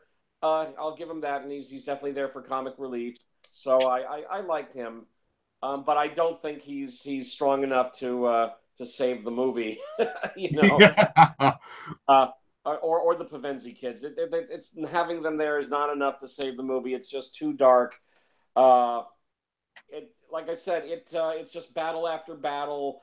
What you have here, it's a technically well-made movie with really good production values. Yeah. But the Actually, magic it's is worthy to gone. know. Sorry to interrupt you. The trailer for this movie looked great.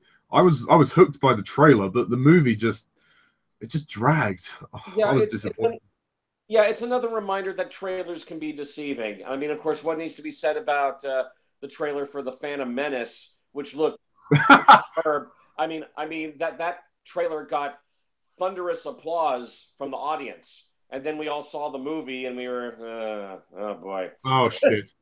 Yeah, so trailers can be deceiving, as the Phantom Menace trailer proved. But yeah, just to wrap it up, I mean, Prince Caspian. I mean, it's technically well made, but the magic just isn't there. Um, Again, it's based on a mediocre Narnia book, and so you get a mediocre film adaptation. Too dark, too many battles. The magic just isn't here. It's kind of a slog to sit through. I mean, I have the DVD, but only to complete my DVD collection of the Narnia films.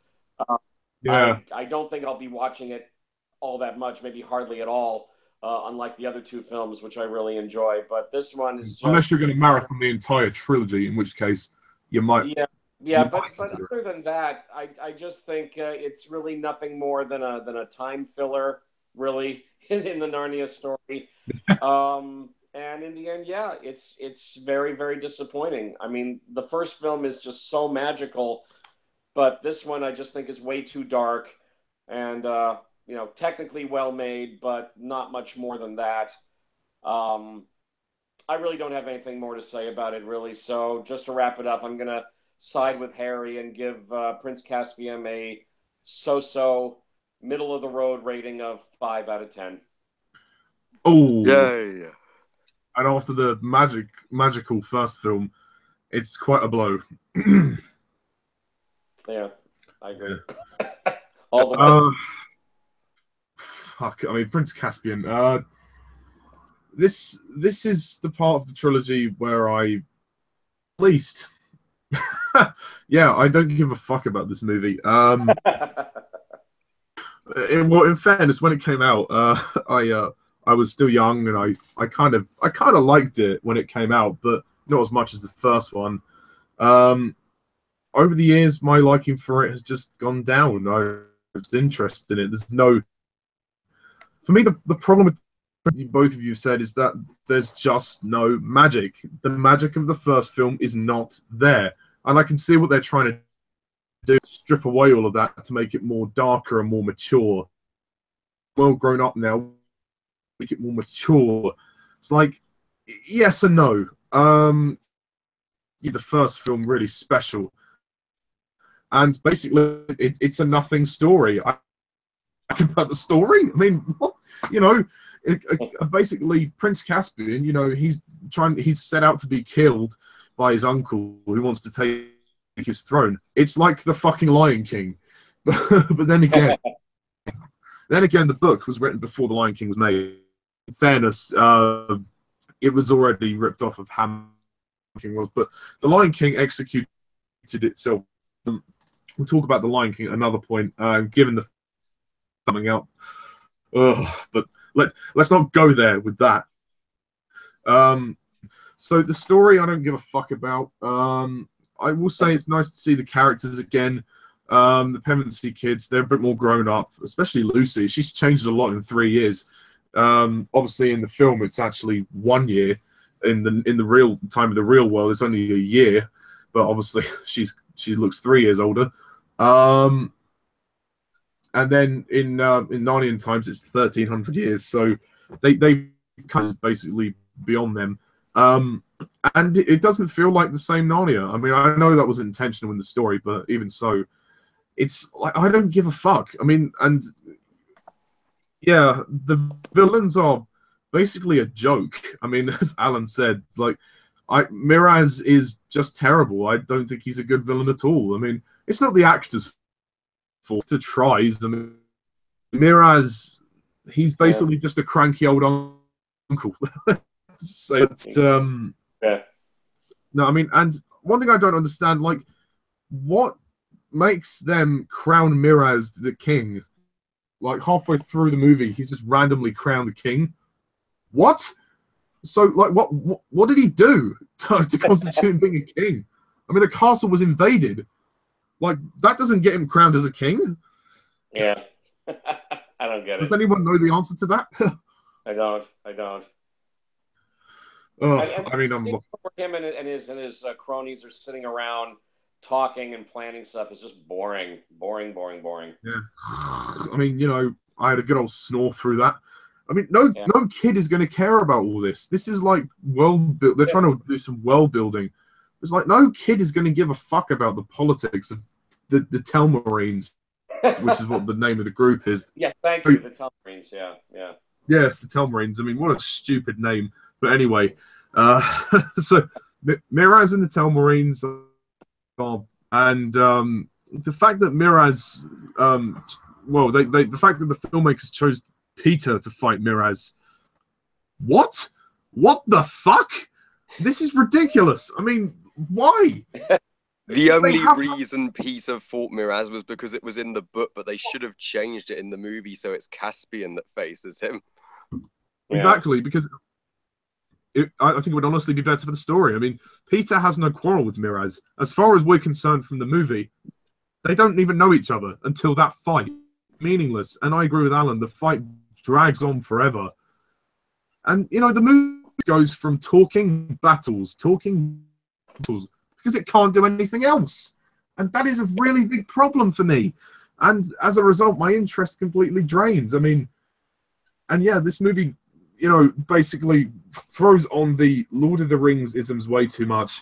I mean, you know, I saw the walking trees. I was like, what? Oh, that is just ridiculous. I mean, you know, I've seen this before. Yeah. Where have I seen this before? Oh, yeah, the Lord of the Rings. Just, no. Oh, God. And then, again, with the water spirit, I'm just like, bravo. You're not even trying to hide the fact that this is Lord. I mean, for God's sake, Andrew Adamson. Just cut those bits out. I mean, the battle lost any sense of... I mean, the battle constructed, but I mean, you know, I mean, they didn't ruin the movie for me, but it made it really disappointing, the fact that it felt like it had to rip off Lord of the Rings. Just what? I mean, like I said, the battles are well constructed. They're entertaining up to a point, but then you just start to go, there's nothing here. It's just nothing. I mean, yeah. Oh, here we go. Another battle. Yeah. But just that walking tree and then the water spirit. Just what? Oh, anyway. I mean, the movie is basically a drag. It starts out, and the first hour of this movie is a slug to sit through. I struggled to sit through it. It's they're just walking around the fucking forest doing nothing. Caspian's, you know, trying to find the Narnia, just like, can you cut to the chase, please? Before we get the first major battle scene, it's over an hour.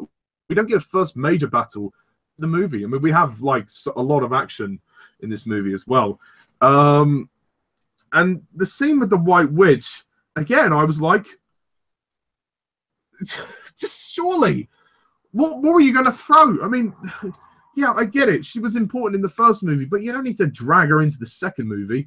I mean, yeah, I can see that dwarf was obviously, he'd given up all hope. And he thought the best way to restore balance was to bring back.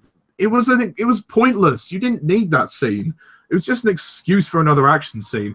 And I actually heard in the commentary for this movie that they actually had a much longer cut for this scene, but they really cut it down from what it was. And thankfully, it doesn't go on too long. But the movie it's just boring. It just goes on and on and on, and the Narnia magic just isn't there. The movie's way too long. way too dark, way too boring. No kid is going to sit down. I mean, this movie's pretty much dead for hours. No kid is going to sit down for that long watching people talk. No, it's too talky. People talk every 2 minutes, and then there's a battle scene. They might be mildly entertained. They might go, ooh, and then they'll go, ah, ooh, ah, ooh, ah. Ooh, Ooh. Not in the way that Linguini does, like, ooh, oh, ooh. Ah.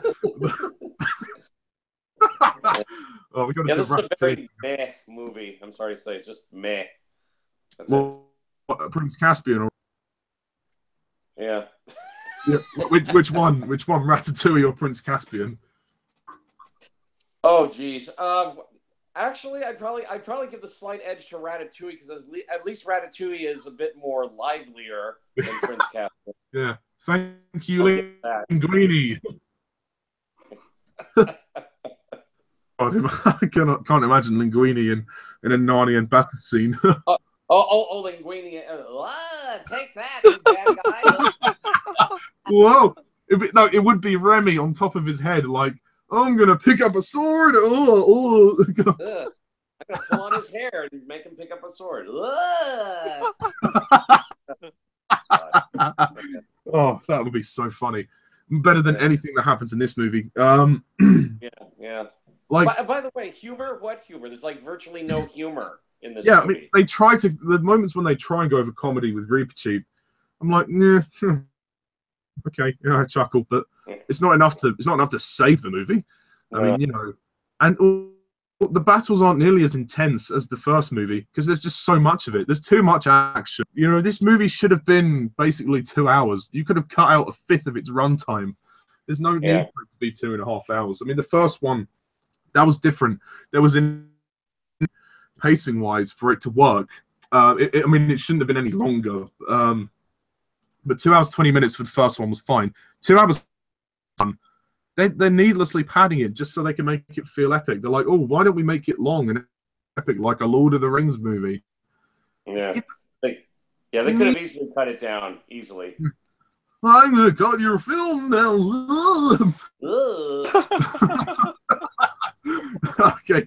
I got to stick on Prince Caspian. Sorry, I'm getting sidetracked. Ben Barnes, in this movie.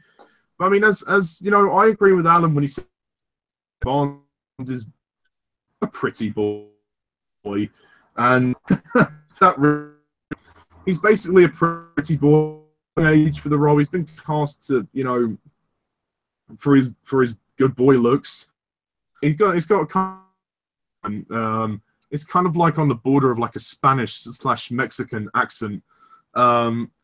It's kind of cute at first, but then you realize it's kind of not natural. Also, one thing I hated about this movie was that they tried to make it like a dance with Fudge and Caspian kissing at the end. Oh, what the frickin' fuck? Seriously. I mean, there was a deleted scene in this. I've seen the deleted scenes of this movie. There was one scene when they talk, but that was it. In this movie, there is no indication of them sharing any kind of romantic attraction. This just comes out of nowhere. It's like, what? I just don't get it. Like, and then Lucy says, "Oh, I'm sure when I'm older, I'll understand." Well, I tell you what, Lucy, I'm older, and I don't have a fucking clue why that happened. Fuck me. Such a bizarre way for the film to end. Like, and then they go back to Narnia. I mean, the song at the end I really like, actually. It's called "The Call." I can't remember who sings it, but that's a really nice moment, and it is quite a sad ending. The movie at least has a nice resolution, other than the stupid kiss scene. When the kids go back and they're told that Peter and Susan told that they're too old to go back. And I've always loved the bit when Lucy looks back at Aslan, he gives her a nice look. I mean, there is a nice sense of closure, and Caspian takes over as king, and that's nice. And it's resolved very well. But again, the movie's just dull, boring, just drags on for 2.5 hours. It's too long. I mean, the visual effects are great, and I like the music score. So there are some things that I like the first, and the acting is good for the most part. I didn't mind Trumpkin, but like he was Yeah, he wasn't really that like. I found it stupid how Lucy kept calling him the DLF, the dear little friend. There's quite a good. There's not a bad action scene when they rescue him from the boat, and and then he says, "Oh, drop him. That's the best you can come up with." And like that scene drags on too long because they had to make him fight Edmund. It's like, no, why? It's. I agree with Alan, and it's a timekeeper. Like I could be doing so much more with my 2.5 hours of time rather than watching this. There's no character development. I mean, barely. I mean, there's some tension between Peter and Caspian. The script isn't very good. It's just there's no story. There's not enough story. It's just if you want to watch like Alan said, it's the production values are great, and there's some big budget action sequences that you can get your teeth into. So in that sense, I could kind of say there's enough in this movie for me to. I'm going to say there's enough in this movie for me to pass it off, but I would rarely go back to it. I'm going to give it a 6 out of 10, but that's being generous. But I wouldn't really recommend Prince Caspian. I would only really watch it if I'm watching the whole trilogy. Let's just put it that way. But I did think there was some good bits in there. It's not a complete fail, but it was such a blow after the first one. It really, really suffered. And the book, I started to read the book, but I got bored of that, so I just put it down. I thought, no, this is terrible. I'm sorry, C.S. Lewis, but it's you really should have done better with that. I mean, it's like Linguini cooked a better meal than you could write about this. Oh, I'm just gonna. Hey, this is the recipe.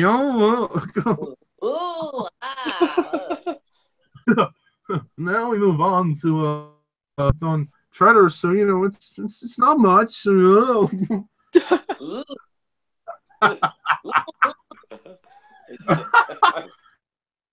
Oh god, really impressions, so funny. So let's move on to third and final movie of this trilogy, The Voyage of the Dawn Treader. Yay. I mean, it's worthy to note before we move on that this movie there was a time when it may not have been, they were thinking of like movies, but because Prince Caspian really critically underperformed, I think it financially did about half of what the first one did. But then Disney thought, fuck it, we're out of here. We don't see a future with this franchise. Personally, I feel they should have stuck it out just for the one more movie, but at least 20th Century Fox stepped to endorse The Voyage of the Dawn Treader, which is what, Alan, obviously, to defend your views, this is what they should have done with Tron 3 before they cancelled it. They should have just handed it to another studio. I agree completely. Yeah. So I'm going to hand my. I still hope that Tron 3 can be made at some point, but I don't know. We'll see. Yeah, I mean, it will be better than Prince Caspian. We know that. Easily. So, Harry, what do you think of The Voyage of the Dawn Treader? Well, I'm so relieved this movie happened. I was greatly surprised by it. So, I mean, after the meh movie that was Prince Caspian, I really was hoping that the next one in this franchise would be better if there was still a future for us. I was worried that we wouldn't even get a third movie, but thank God 20th Century Fox, they stepped in. It's 20th Century Fox to the rescue at the last minute. And Michael Apted in the director's chair. I need to note, Michael Apted directed the movie, The World Is Not Enough.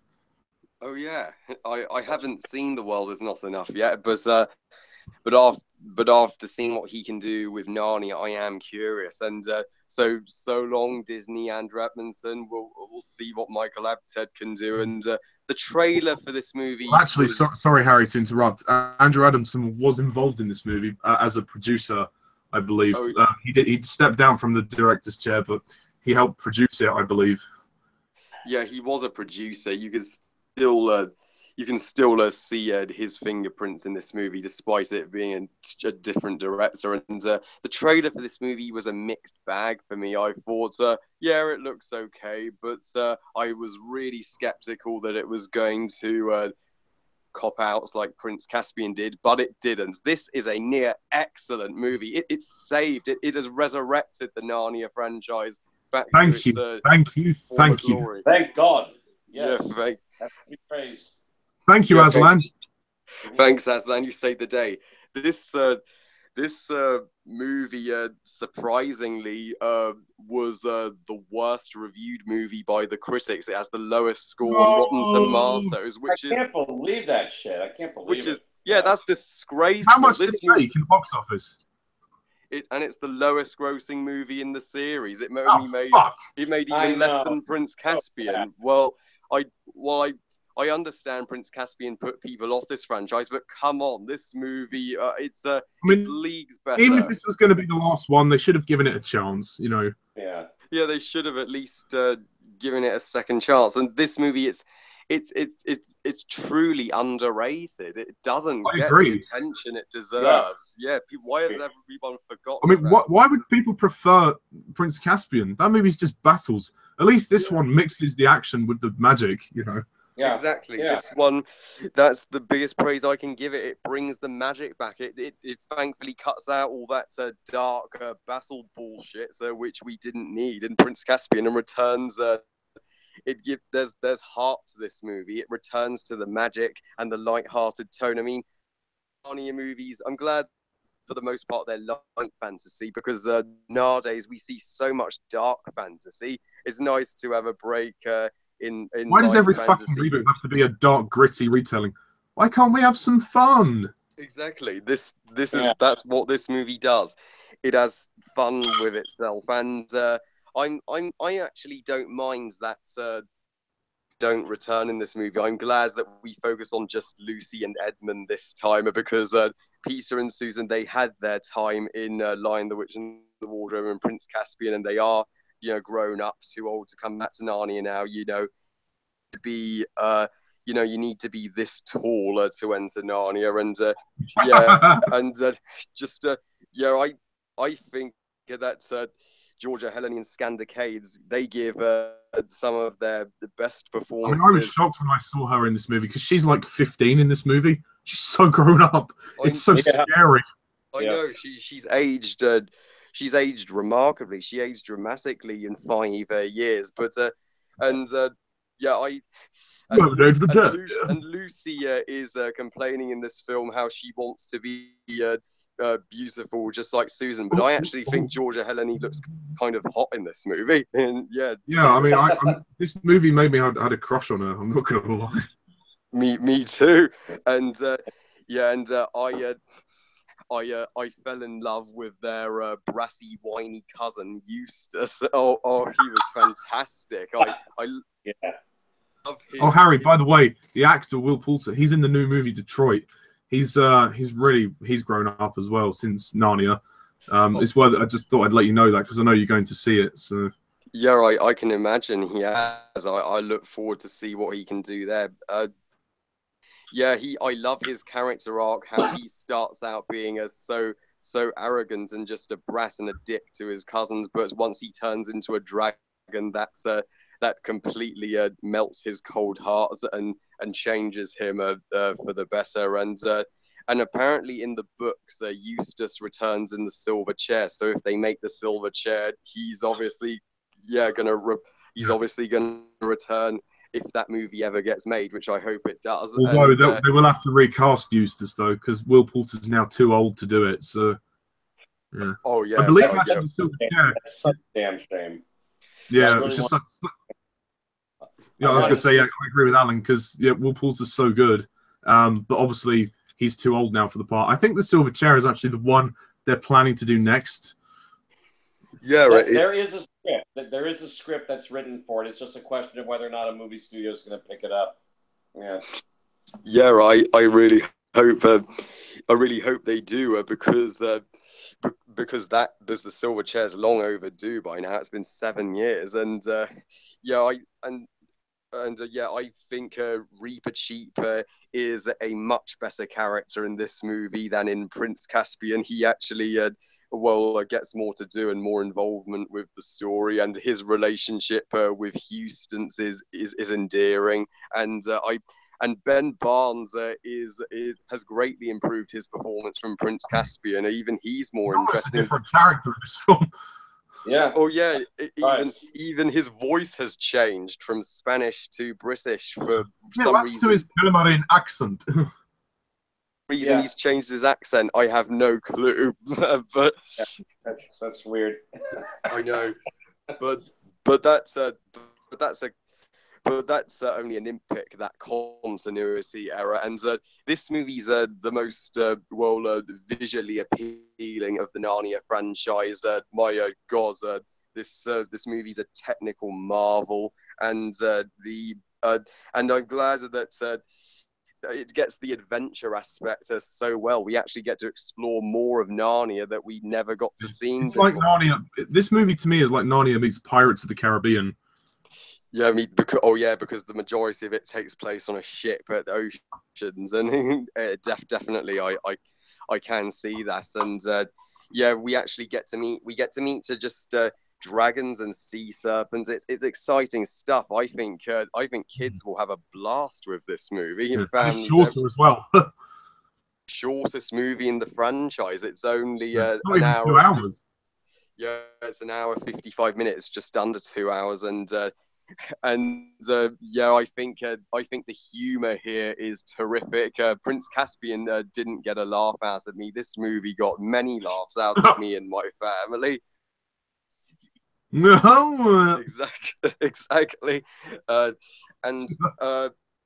and there's no real human villain in this movie. The villain is more the Dark Island, which they have to face, which is a different the Mist, which is a different kind of foe, which plays on your greatest fear, and it actually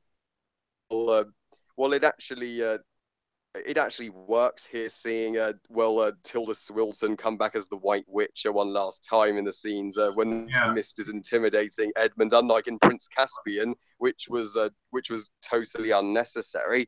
And I think it is definitely a movie. Yeah, it makes more sense in terms of the story. Yeah. Yeah, way more. I agree, and this movie, it's not as action heavy as Prince Caspian. Thank God, that gives us a chance to breathe and flesh out the characters. We actually care this time, and the is superb. I never noticed the length, and I think the musical score is also an improvement over Prince Caspian, and plus that song in the end credits sung by Carrie Underwood, that is beautiful. That is so as is the ending of the movie.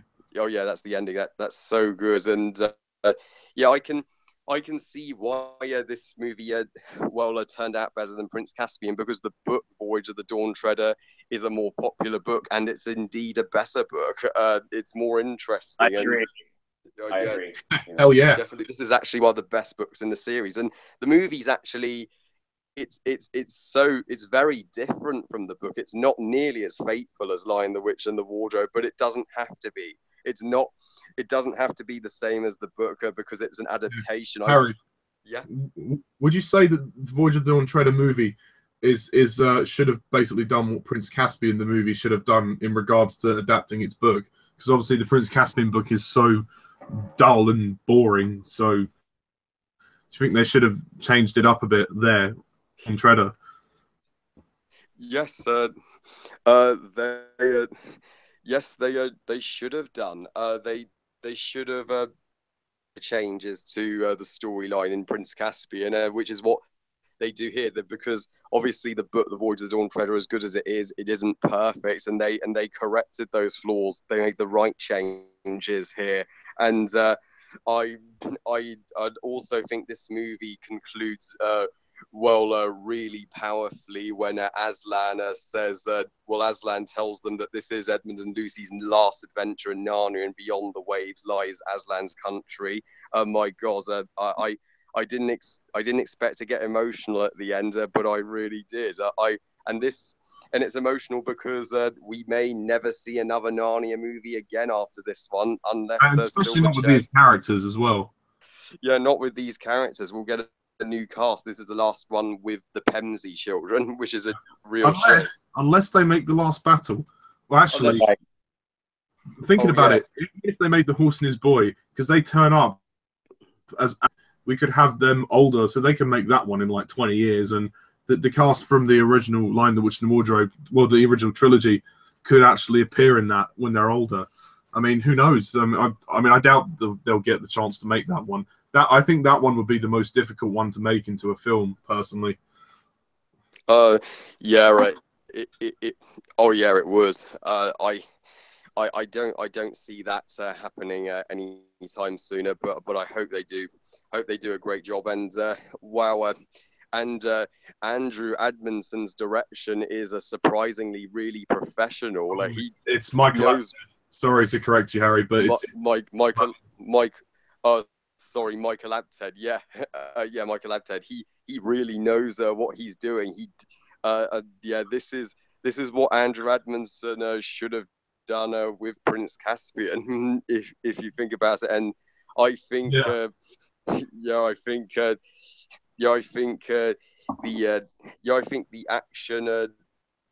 the action scenes are pretty good. I think the battle at the end with the sea serpent is pretty cool, and it's actually entertaining. Unlike Prince Caspian, I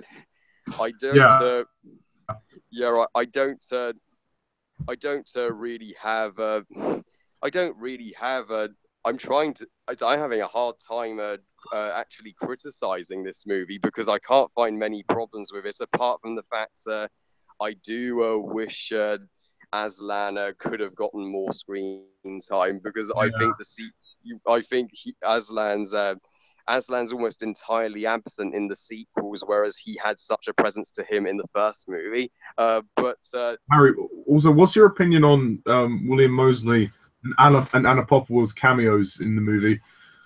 Yeah, their cameos. Their cameos were. It was great to see them again, and they only appeared, when they needed to, because I don't think they would have served any purpose as main characters anymore. And so, I just.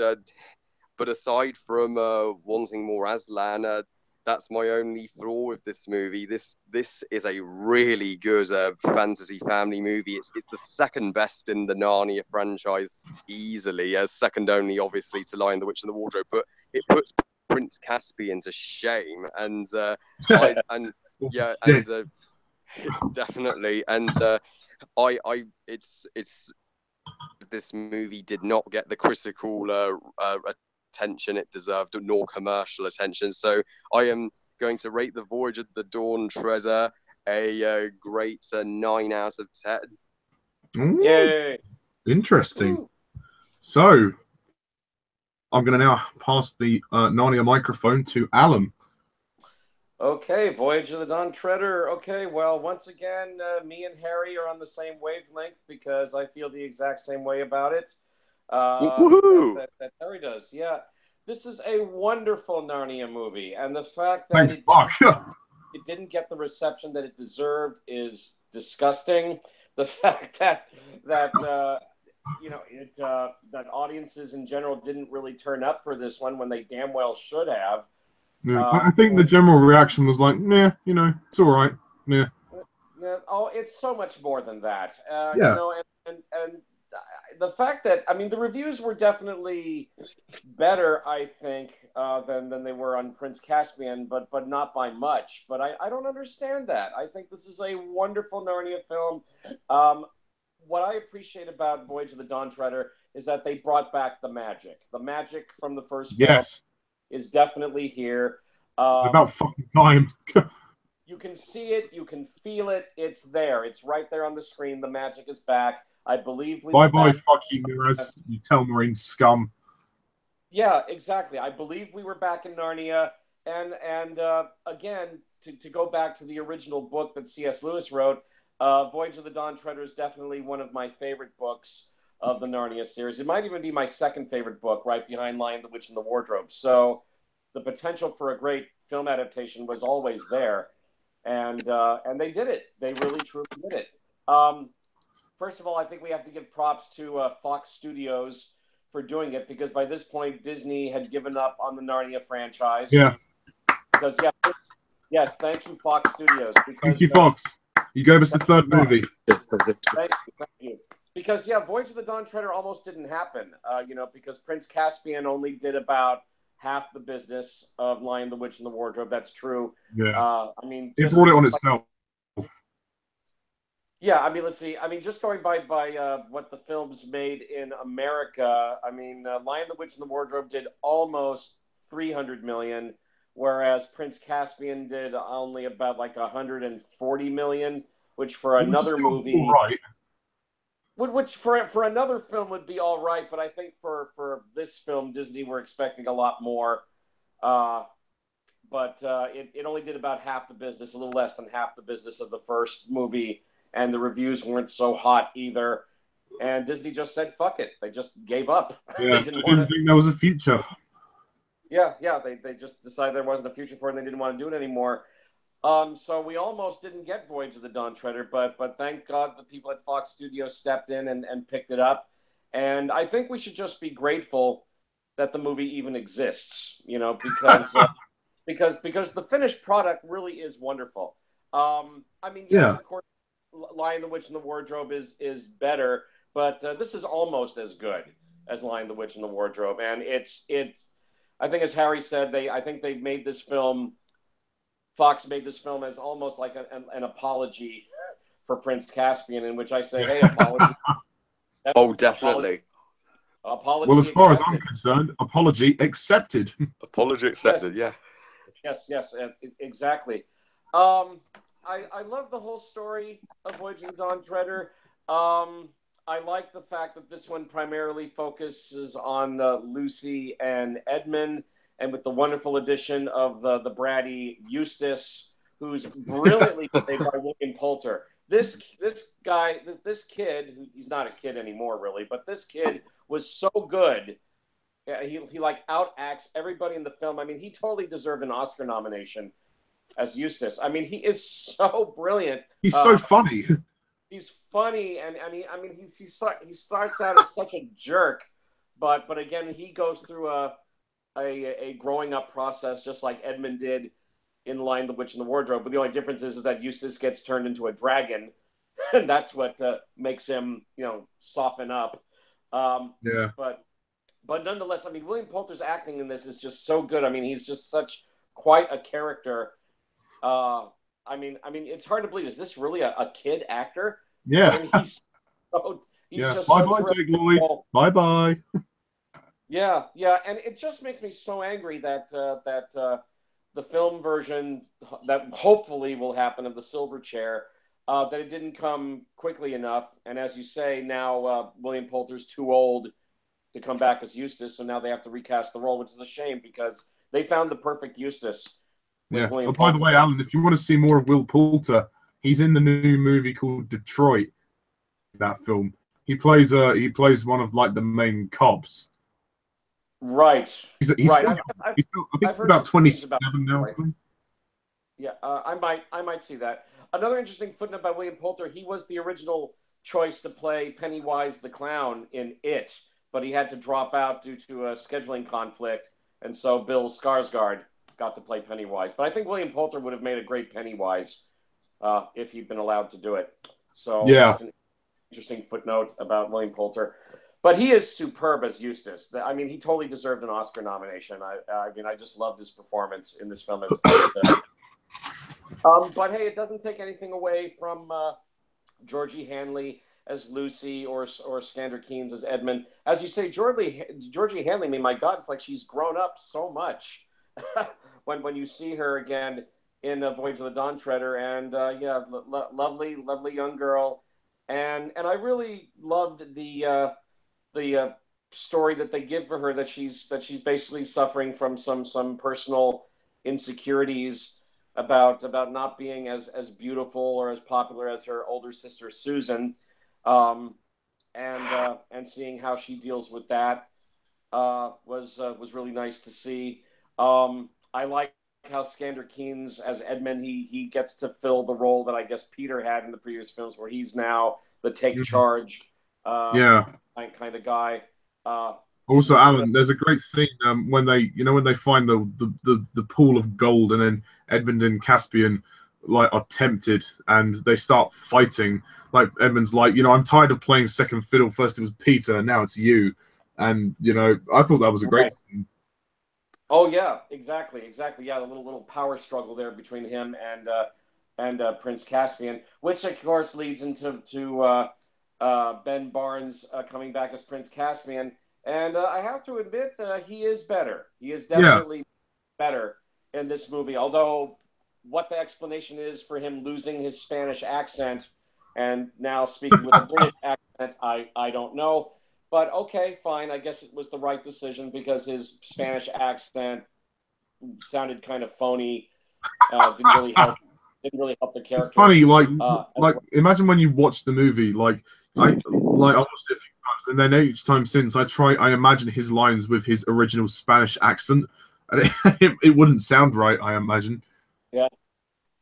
Yeah, I mean, look, the only other explanation I can think of is that, for some people, if you are, let me put it this way, if you are of a particular nationality, and then for whatever the reason, if you move overseas or whatever, and now you're living among people of another nationality, after a while you're going to pick up how the people surrounding you talk, and then all of a sudden you're going to start talking like them, so to speak. I mean, it happens, and so maybe in Narnia, he was a Spanish sounding kind of guy, but he started spending a lot more time with people of Narnia who have a more British sounding voice, and maybe over time he just lost his Spanish accent and started talking more British. That's the only explanation I can think of for why Caspian's accent went from Spanish to British.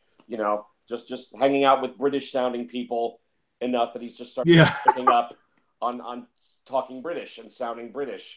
Other than that, I can't think of any other explanation for it. But I will say that I think it helped his performance, and it made him a more believable Prince Caspian. It made him a more likable Prince Caspian, because I think it allowed him to focus more on his performance rather than his accent.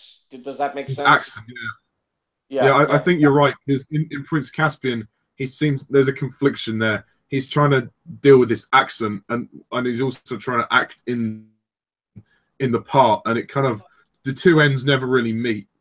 Yeah, I mean, having to put on a different accent. I mean, that's nothing new for acting, but I think for some actors it comes naturally that you can do all kinds of different accents. But for some other actors like Ben Barnes, I think it showed that he was struggling with the Spanish accent as well as his performance at the same time. That it was a difficult balancing act for him. So maybe whether he made the decision or Michael Apted made the decision that he could just say, fuck it with the Spanish accent. I'm just going to talk in my British accent. And I mean, it's not absurd. It's not like he goes from Spanish to like Chinese or something like that. Right. But right. Ni hao. Exactly. But yeah, it helped his performance, and I'll admit he's more likable here, and and after a while you sort of kind of get used to it. You go, this works. Yeah, he's more believable here as Prince Caspian. So hey, good for him. And let's see, I did think it was also interesting. I thought it was good how they still managed to find cameo appearances for Peter and Susan, even though they were not in the original book, but they did manage to bring them back in cameos, for Anna Popplewell and I was a bit surprised when I saw them in the trailer. Like, there's some shots of the four of them walking into just shots that were done for the trailer, and I was like, oh, okay, Peter and Susan. I think they were allowed to come back, but oh well. Okay, yeah, but they found a way to briefly bring them back. Although William Moseley as Peter, he's only in that one party scene. I'm sure his cameo only took 1 day to shoot, and that was it for Yeah, him. and he has one line. Yeah. Yeah, one line. But okay, he's there. And Anna Popplewell gets a few cameo bits here and there. And by the way, she's grown up into a very, very lovely woman. Wow. She's a babe. No wonder Lucy's jealous. Boom. Anna Popplewell. Damn. That's why she couldn't stay in Narnia, because they don't allow like really hot women. Right. Yeah. She's a woman now, so she can't come back to Narnia. Oh well. But anyway, it's nice to see her back, and William Moseley, even though that's only for that one party scene. But again, I like how Edmund and Lucy are given their own adventure here, along with Eustace. I think Reepicheep is definitely a better character this time. Now he's voiced by Simon Pegg, who I thought did a great job as the voice. I love the friendship that blossoms between him and Eustace, especially after Eustace turns into a dragon. That was really very touching, very nice to see. I love the whole seafaring adventure of this story. The design of the ship is superb. I agree. That is fantastic. Also, another great thing about this movie, it cuts to the chase. It doesn't have the long bagginess of Prince Caspian. It gets to the point. I think that's the... It does. Yeah. It does. I mean, right from the get-go, when the movie begins and we're introduced to Eustace, and he's staying at the same house as Edmund and Lucy, and we get that superb visual effect with the water coming through the painting, and the room totally fills up with water, and then the next thing you know, they're in the ocean in Narnia. I mean, that was just fantastic. That was just so well done. I actually thought that was more impressive than the Prince Caspian scene at the train station. In some ways, yeah. I mean, that was probably a very difficult effect to do, and I'm still trying to figure out how they did it myself. But I mean, it was really, really well done. How the painting, painting comes to life, and the next thing you know, there's water gushing out of the painting, and it overflows the room, and then next thing you know, they're in the ocean in Narnia. I mean, it's really, really well done. It really grabs you and puts you right into the film. Really, really superb stuff. Again, I love the whole seafaring adventure of this movie, the various adventures they go on. I guess they're looking for the various these various lords who have gone missing, and they have to find all of these missing lords' swords and put them on Aslan's table that he was sacrificed on, I think, or Aslan's the dining table, the long dining table. Like the Knights of the Round Table, yeah. Yeah, they have to put all the swords onto the table to set things right. That was really cool. Great visual effects. Yeah, you mentioned the scene where they come across the water with everything that's dipped in gold.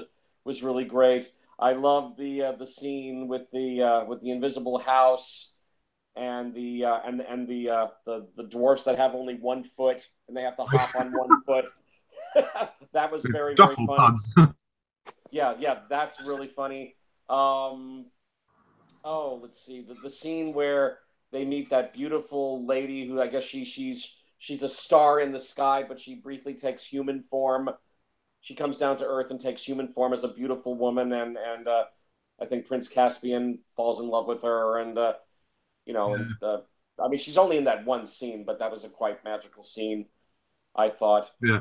In the books, doesn't she become his wife or something? I don't remember if she does. I'm not sure. I'm really not sure. She might, but it's been so long since I've read the books. I just don't know. I really don't know. But yeah, that was a great cameo appearance from her, I thought. Just wonderful, wonderful seafaring adventure. Oh, the fights. I mean, and the various fights, the various battles that we see in Voyage of the Dawn Treader, they're just right. They don't go on forever and ever. They're just the right length. I mean, there's that one fight like towards the beginning where they go to the first island, and the market square. Yeah, I think the market square, and then that eventually leads into a battle, and Lucy, I guess, gets to finally whip out her dagger and do some fighting herself. And again, it's a really good fight. It's staged really well, and it's just the right length. It doesn't go on forever and ever. And Eustace gets to do a funny bit himself during the fight. I heard that was the British consul. Yeah, exactly. It's a really, really well-made magical film. It's got a lot of great stuff going for it. Great storytelling, great visual effects, great acting. Also, I got to give kudos to Michael Apted for his really tight direction of it all. The reappearances of Aslan, even though they're more fleeting than mainly at the end of the movie just before they leave. Well, that, and there's also the bit where he appears in the mirror to talk to Lucy about her insecurities regarding Susan. Yeah. There's that one, where he appears in the mirror briefly. Again, whenever he does show up, it's great. And then again, to hear Liam Neeson's voice is great. I was completely blown away by as we get to the finale of the film, and that wonderful, glorious looking shot of the ocean, that the waters are like frozen in place. The waters part into a gateway for Lucy and Edmund and Eustace to walk through. It's like a wall of water, and it's a superb visual effects shot. I mean, it really is. I mean, it looks really wonderfully epic. Really superbly well done. And then, of course, we get to the final bit where they go through the water. I guess the water envelops them, and then we see them back into the room, and the waters drain out of the room. Obviously, they're running the film backwards to achieve this effect, but we see the water drain from the room, and they're back in the room where they started, and they see the painting on the wall, and they adjust the painting, and then the three of them leave the room and close the door. Yeah, and there's a reference to the silver chair. Sorry to interrupt you. There's a reference to the silver chair when you hear the voice of Eustace's mother, and she says, "Jill Pole's popped round for a visit." And if you know your Narnia, Jill is a character in the silver chair who joins Eustace on his adventure. That's right. Yes, you are absolutely correct, Ollie. Yes, that's right. It's a nice little nod to the silver chair, and. Just for the record, regarding the silver chair, what we do know, there is a script for it. A script for the silver chair has been written, but it's just a question of whether or not a movie studio is going to pick up that script. I sure hope so. I mean, come on, folks, you can do it. The silver chair definitely has potential to be a great Narnia film. But if Voyage of the Dawn Treader is to stand as the last Narnia film, it would not be a bad way to go out. And they definitely made up for the very disappointing Prince Caspian with this. And again, I have eternal gratitude to the people at Fox Studios for picking up the movie and making it, because again, we almost didn't get Voyage of the Dawn Treader as a film. It almost didn't happen, but because Fox Studios picked it up, we got the film. It's a wonderful movie. Yeah. It really does return the magic of Narnia from that first film, which I greatly appreciate. I'm very disappointed that it's the lowest grossing movie of the three Narnia films. I mean, it just barely made it over 100 million here in the States. So it really didn't do all that well, even though 100 million is decent enough. But I mean, but the first film made nearly 300 million, and the third film does only a little over 100 million. So looking at the diminishing box office returns on these films, maybe that's why the film studios are a little reluctant to want to do another Narnia film. But I really think that I think Fox should have one more crack at it. Try the silver chair, and then see how that goes. Exactly. Yeah. Take a chance. By all means, take a chance. But I'm just grateful that the movie exists. It's a wonderful film. If it is to be the final Narnia film ever, which I hope it isn't, but if it is to be the final film, then I don't think they could have chosen a better way to go out with it. Would you say the ending is perfect? Like, because they literally. Oh yes, it's totally perfect. And again, that little nod to the silver chair at the end. Yeah. And by the way, when we go into the end credits of the movie, we get to see all those wonderful drawings that were in the C.S. Lewis books. Yes. C.S. Lewis Narnia books. Voyage of the Dawn Treader, how the children were drawn in the C.S. Lewis book, how those drawings kind of sort of come to life as we see the end credits scrolling. That was a really, really beautiful touch, and I do think that the song they play in the end credits is really beautiful. It's a really wonderful, touching way to end the film. And they've closed the door. They've closed the door. If it is the last one, they've at least wrapped it up perfectly. The last shot is literally them shutting the door. Yeah, exactly. I mean, hopefully not forever, but if it is the last one, then that's a beautiful last shot to wrap it all up with. I agree. I can live with it if it's the final Narnia movie, but I will keep the faith that we will see the silver chair on the big screen at some point. But for now, it's a beautiful way to wrap things up. And it's a wonderful film, Voyage of the Dawn Treader. It definitely deserved a much better reception than what it got, but I'm just grateful that the film exists. It's Do you have any almost criticisms? What? Do you have any criticisms of it? Any criticisms? Oh, geez. Maybe the only one I can think of is that maybe the pacing of it is a little off in parts, but really it's hardly noticeable. Maybe I mean there's no getting around the fact that The Lion, the Witch, and the Wardrobe is the better film. I mean, if you have to compare the two, Lion, the Witch, and the Wardrobe wins every time, but this is a way better film than Prince Caspian. I mean, no comparison. And I really do feel that they nonetheless, even if it's not a perfect Narnia film, maybe if the pacing is slightly off here and there, it's a nearly perfect movie. It's almost as good as The Lion, the Witch, and the Wardrobe. They definitely brought the magic back. The magic is definitely there in Voyage of the Dawn Treader.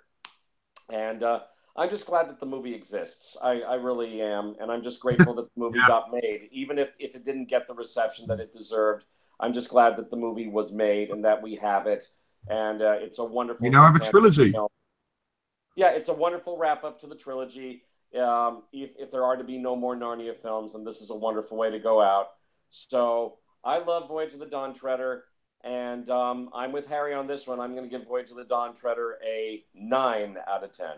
Nice. Ooh, nice. Yeah. Is the pacing...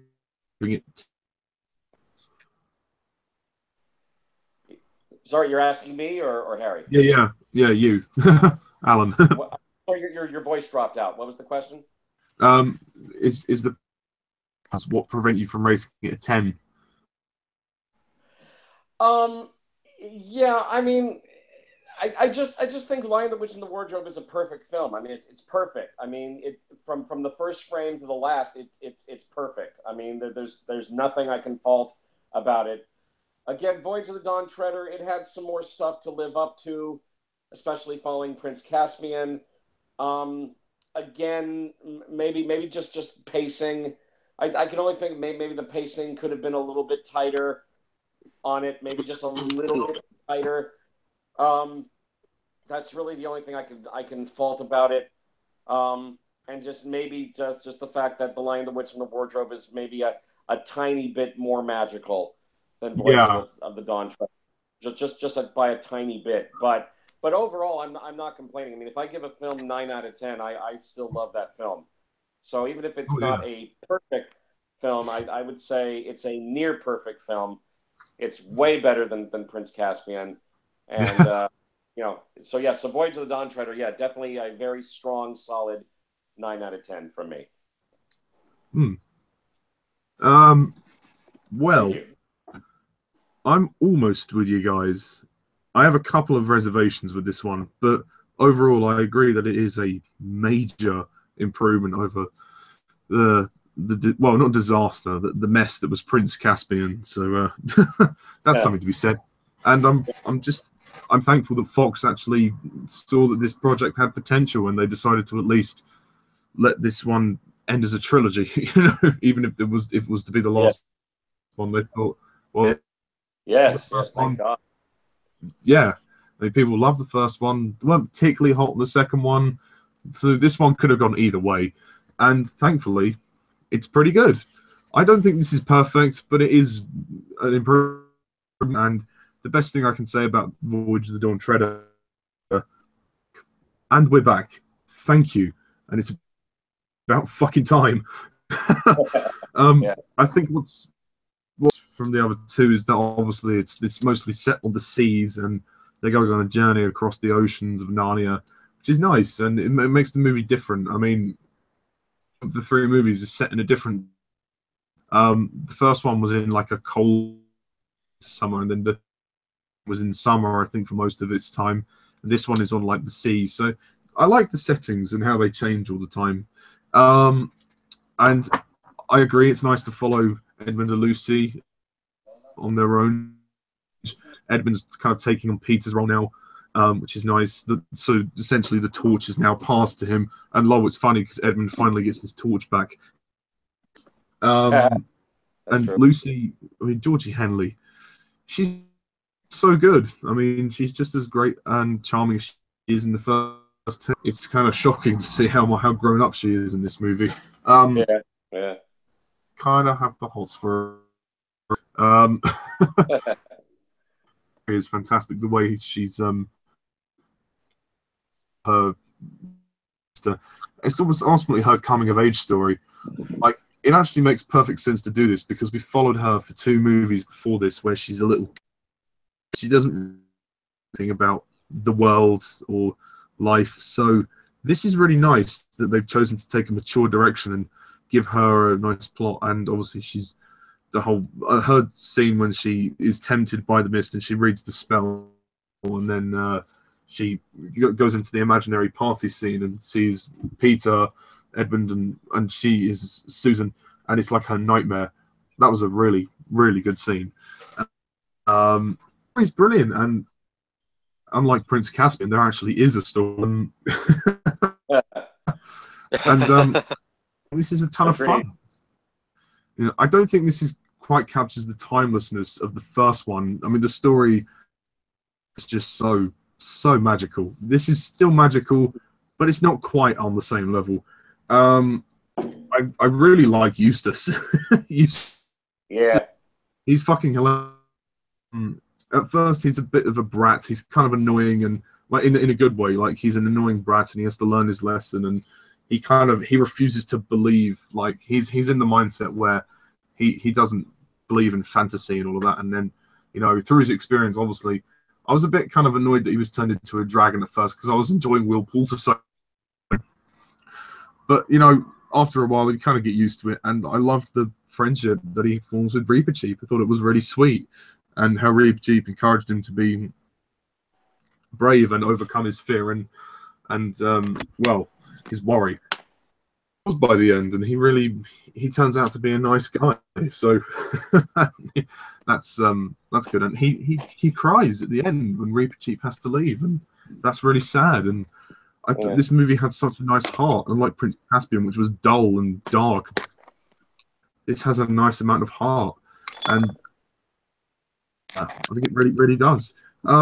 It's really a ton of fun. It's a good fun adventure. It's not as long as the first 2 as well, which helps. It's the short, like, I think it clocks in at 1 hour 50 minutes roughly, and that's fine. I think maybe they could have stretched it to, you know, that's not a major complaint. I think what we get is great. It's tight. It's consistent.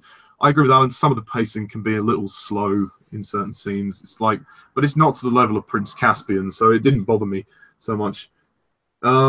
I have to unfortunately disagree with you guys about the action. I found some of the action to be kind of sloppy. Final battle was great though, but the scene in the marketplace and a couple of other action scenes, I just thought they lacked choreography. I just thought the choreography was a bit sloppy. But I suppose this movie wasn't meant to be an action movie, pretty much, which is why the action isn't as good as it could have been. No, yeah, I mean, at least Prince Caspian, you can say, had some politically choreographed battle scenes. But at least the action hero wasn't as boring. No, yeah, that's true. There wasn't an overabundance of it, but I just thought some of the action was like, oh, you could have done that a bit better. But the final battle though is epic with the sea serpent. That's great. Yeah, I agree. And I love the moment when Edmund sees the witch and she basically says, you know, just give in to your temptation, you know, come with me. But then the sword lights up and he stabs the serpent and she screams, she goes, no, Grah! And he's just kills the serpent, which is great. Such a great moment. And they're going to all these different islands and I mean, I haven't finished reading the book. I read some of it. It was really quite interesting. Visually, it's just a delight. Michael Apted's direction is great. I mean, you could tell this is a very different movie. I think if Andrew Adamson directed this movie, it wouldn't have been as slick as it is. It's really well polished, this movie. It's technically good. I have to say, though, a couple of the visual effects I didn't think... There were some obvious green screen shots at certain times. Not to like a horrible extent, but it was like, oh, that's a shame. But like when Edmund is picked up by Eustace, when Eustace is a dragon, and then he's written "I am Eustace" in the fire, I think that moment is kind of obviously green screen. It's like, oh no, but I mean, other than those couple of moments, this movie's fine, pretty solid. I do think like certain characters, like the crew of the ship, are particularly memorable. To be honest, not that that's a major problem because they're not the main characters, but and also why the hell was the little girl? Like I know Dad was going after her mum, but I just thought that whole subplot was kind of pointless. I just didn't see why they needed to include that. I liked her relationship with Lucy, though. Yeah, true. Me too. I liked it too. Yeah, true. But the movie's supposed to be about Lucy and Edmund, and I just found the little girl. I think her name's Gail. Like the little girl, she and her dad and her mum, like they added nothing to the movie. I mean, the only thing that did make sense was at the end when they reunite, and then Edmund and Lucy kind of he wraps his arm around her, and they kind of look sad because they missed their mum and dad. So I guess that was nice. But I do think the movie's ending is just beautiful. The movie ended perfectly. The scene by the waterfall, well, not the waterfall, sorry, the wave. Everybody, it all wraps up. I mean, the one thing, even if this is the last Narnia movie, they thought, well, this might be the last one. We don't know if there'll be another one, but we want to wrap up this thing with these characters. Like Lucy and Edmund realize they have to go and they say goodbye to Narnia. And it brings a tear to my eye. I can't. And the acting is brilliant. And I think that the saddest moment is when Reepicheep goes to Aslan's country, and Eustace gets upset. Eustace starts crying, and it's sad. It really is. And also Caspian making the choice to whether to stay or go is great as well because he's been obviously offered a kingdom to rule, but he's always wanted to find his father, so he decides to stay and be king and honor his father. So I like that. Speaking of which, the cast do a good job. Georgie Henley's great, as you always. Skander Keynes is... I think he gets the most to do, actually, in this that he's ever had. Will Poulter is just fantastic as Eustace. Ben Barnes is a little bit better as Caspian. Again, like Alan, I don't understand the inconsistency with his accent. Like... It's just like the first time I watched this, I was kind of like looking forward to like hearing him speak in that accent again. I was like, okay, it'll be interesting to see how he changes it up in this one, whether he improves his accent. And then it was like Lucy, I'm like, oh, he's English now. Is this the same character? But you kind of have to get used to it after a while. So, it didn't bother me. But, I mean, he is a bit better in this movie, and he's definitely, you can see the character's changed a lot since Prince Caspian. He's not so much of a boy as he is. He's more of a man. He's more of, like King, he's more of a leader in this one. And, I like how him and Edmund fight in the final battle. And the movie's nice and short. It's not long. It moves along pretty quickly. Maybe a couple of scenes were slow, but not like Prince Caspian. You could watch it. It's a breeze. it's not quite as timeless as Lion, the Witch, and the Wardrobe because everything in that movie just came together so well. There's a couple of technical inconsistencies for me, and some problems with the like some of the elements of the script, but they're not major. I do love the song in the credits. I thought that was good, and the actual credits were well designed as well. And again, the nod to the silver chair at the very end was nice. I think it's a fitting, fulfilling ending to this trilogy, and it totally makes up for the disaster that was Prince Caspian. Well, the disappointment that was Prince Caspian. The way I see Voyage of the Dawn Treader is that you kind of get a mix of both the first two. You get the magic of the first one, and then you get the action, although the action isn't as well constructed as the second one, or it helps. I just think I love the scene when Reaper Cheap and Eustace have a sword fight. I thought that was funny when like he throws he's trying to steal the arm and stuff. I also think Eustace is funny when he's like, you hear his narration and he's like, when he says, "Dear Diary, we've taken the advice of a senile old coot." And it's like who dawdles around in a dressing gown. It's like all these little things, like how he's so pompous, and then whenever he mentions his diary, it's very funny, very very funny. Oh yeah, and also the scene when he's about to be sold as a slave, when someone says, "Oh, he smells like the rear end of a dog." That is an outrageous lie. I've won the school hygiene contest 2 years running. That was his pompous, smarmy attitude, and then by the end, he puts on his normal voice. He's not so pompous anymore. And like Alan said, the movie kind of just throws you straight into it. Also worthy to note that Edmund, decides to sign up for the war as well. He tries to sneak his way into the army, but obviously that doesn't work out. Oh yeah, that's right. Yeah, it's a pretty solid movie. I can't say I love it as much as you guys, but it's definitely a return to form after the second one, and I'm going to Treader an 8 out of 10, a very strong 8 out of 10. Cool. Yeah, that's good. Yeah, so I do love it a lot more than Prince Caspian. So yes, I think we all agreed in how we ranked the movie. So we'll just simply give our summaries. So Harry, what do you think of the trilogy overall, and what would you rate it out of 30? Adding the scores up, obviously.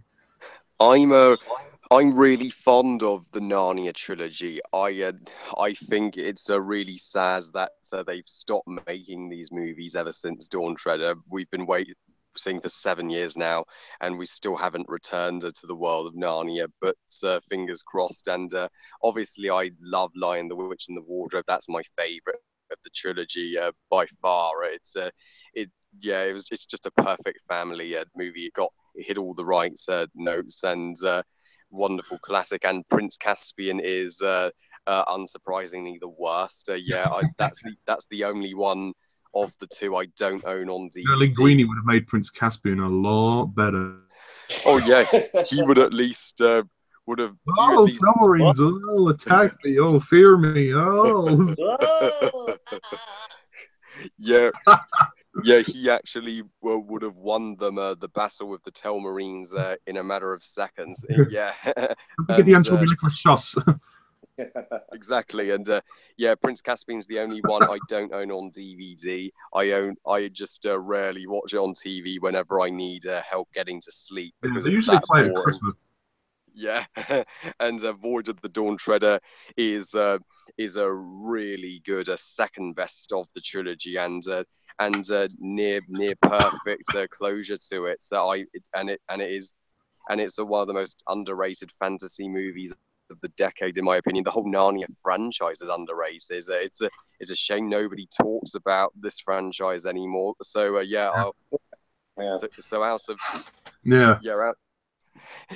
out of 30, so obviously Lion, the Witch, and the Wardrobe 10, then Prince Caspian 5, and then Voyage of the Dawn Treader 9. So 24 out of 30 is a really good score. Nice. So Alan. Okay, well, yeah, I'm even keel with Harry because I have the exact same ratings of the films that Harry does. Overall, I mean, I think the Narnia trilogy is a wonderful trilogy, even though they go into a slump with the second film. Oh yeah. But the first film is superb. The third film almost as superb as the first. So 2 out of 3 ain't bad, as the old saying goes. It's like I said, it's not the Lord of the Rings trilogy. I mean, the Lord of the Rings trilogy. No, it tries to be at one point. Yeah. I mean, the Lord of the Rings trilogy, I think we agree, is filmmaking perfection. Yeah. But the Narnia trilogy in its own right, even though Prince Caspian is a disappointment, the first film and the third film are both wonderful movies. There's a lot of great magic in that first film and third film. And even with the disappointing Prince Caspian in the middle, it's still a very entertaining journey to go on. And again, let's not forget there is still the potential for a film version of The Silver Chair. We know that a script exists. Fingers crossed. Yeah, we know exactly. Fingers crossed. We know that a film script exists for The Silver Chair. I forget the name of the screenwriter, but the script exists. It's just sitting there waiting for a film studio to pick it up. So we may not have seen the last of Narnia on the big screen. It may be possible to go back to Narnia again at some point. There are still 4 more books left to be turned into feature films. Yeah. But as it stands right now, we've got the 3 that we've got. 2 of them are really, really wonderful movies. And I think Harry also hit the nail on the head that nobody really talks about the Narnia films anymore. I mean, well, other than the first one. Yeah, the first film was a huge hit. Yeah, and then after that, interest just died on the next 2 movies. Yeah. And it's a shame because Voyage of the Dawn Treader is a really wonderful film. Just didn't really turn out for it. And that's some people just didn't bother seeing it. Yeah. And I know, right? That's a real shame because Dawn Treader deserved a much better reception than what it got. But overall, I really love the magic that are in that first film and the third film especially. Wonderful characters, great storytelling, wonderful music. Yeah, the music score is great visual treats aplenty, superb CGI work. Like I said, the only Achilles heel is that second movie, the Prince Caspian, that kind of drags it down a bit. Literally, it does drag. It literally drags it down in the middle. But, the first film and the third film are superb. And overall, it's a wonderful trilogy that I hope will be expanded into more Narnia films sometime down the road. They all deserve to be made. Yeah. At the very least, hopefully we'll get a film version of Silver Chair. But for now, the trilogy is definitely worth watching for the brilliant Lion, the Witch, and the Wardrobe, and the almost as brilliant Voyage of the Dawn Treader. Prince Caspian, take it or leave it, but 2 out of the 3 films are superb. So anyway, I really enjoyed the Narnia trilogy. All things considered, really like it a whole lot. Lion, the Witch, and the Wardrobe is a perfect 10 for me. Prince Caspian, a middle of the road 5 out of 10, and Voyage of the Dawn Treader, a very strong 9 out of 10. So, like Harry, I give the trilogy 24 out of 30. Yay! Brilliant. Yeah. Well, I agree. I mean, the trilogy's really, and I think it is underrated. People only seem to talk about the first one. They don't really seem to regard it as a trilogy. They just forget about the sequels, which is obviously Prince Caspian, as you said, take it or leave it. But surely the Voyage of the Dawn Treader deserves a little bit more praise than it got. I mean, it's certainly not like people just said, no, it's all right. It's like, no, it's better than that. Yeah. It's so much better than that. But the first movie will always be the best for me. It has a special place in my heart. I grew up with it. I've never been more amazed by a family movie.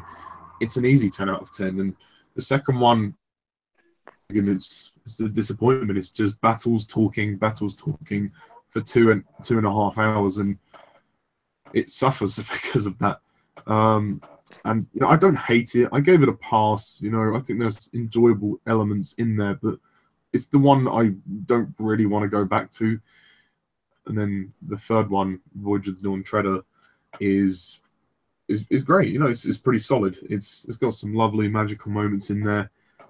Couple of minor problems, but nothing that damages the movie too much. But it would have been nice for them to just fix those little problems I had. But so I gave it a solid 8 out of 10. It's a solid, good ending to the trilogy. Totally makes up for Prince Caspian.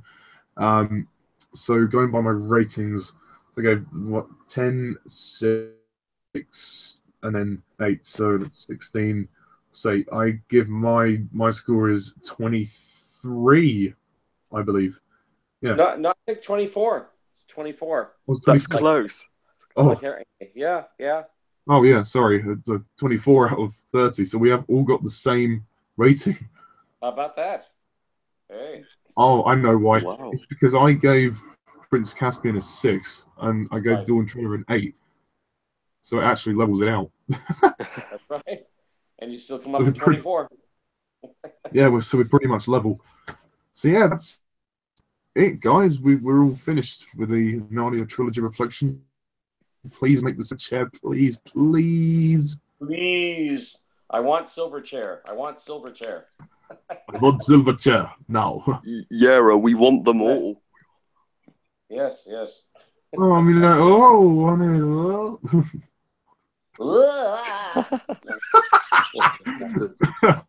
oh God. Would you rather have the silver chair or a sequel to Ratatouille? Silver chair. I mean, there's a script, so don't let it sit there, collecting dust. Do something with it, please. Some film studio, please pick it up. Please make the movie. Please show that this franchise still has a future. Please, please, please. Yeah, exactly. Like Fox did well with Voyage of the Dawn Treader. They should take on the silver chair. Yeah. Please do it. Please take a chance. Yeah, exactly. I mean, is there anything else you guys want to say before we close off? I think I'm done, really. Harry?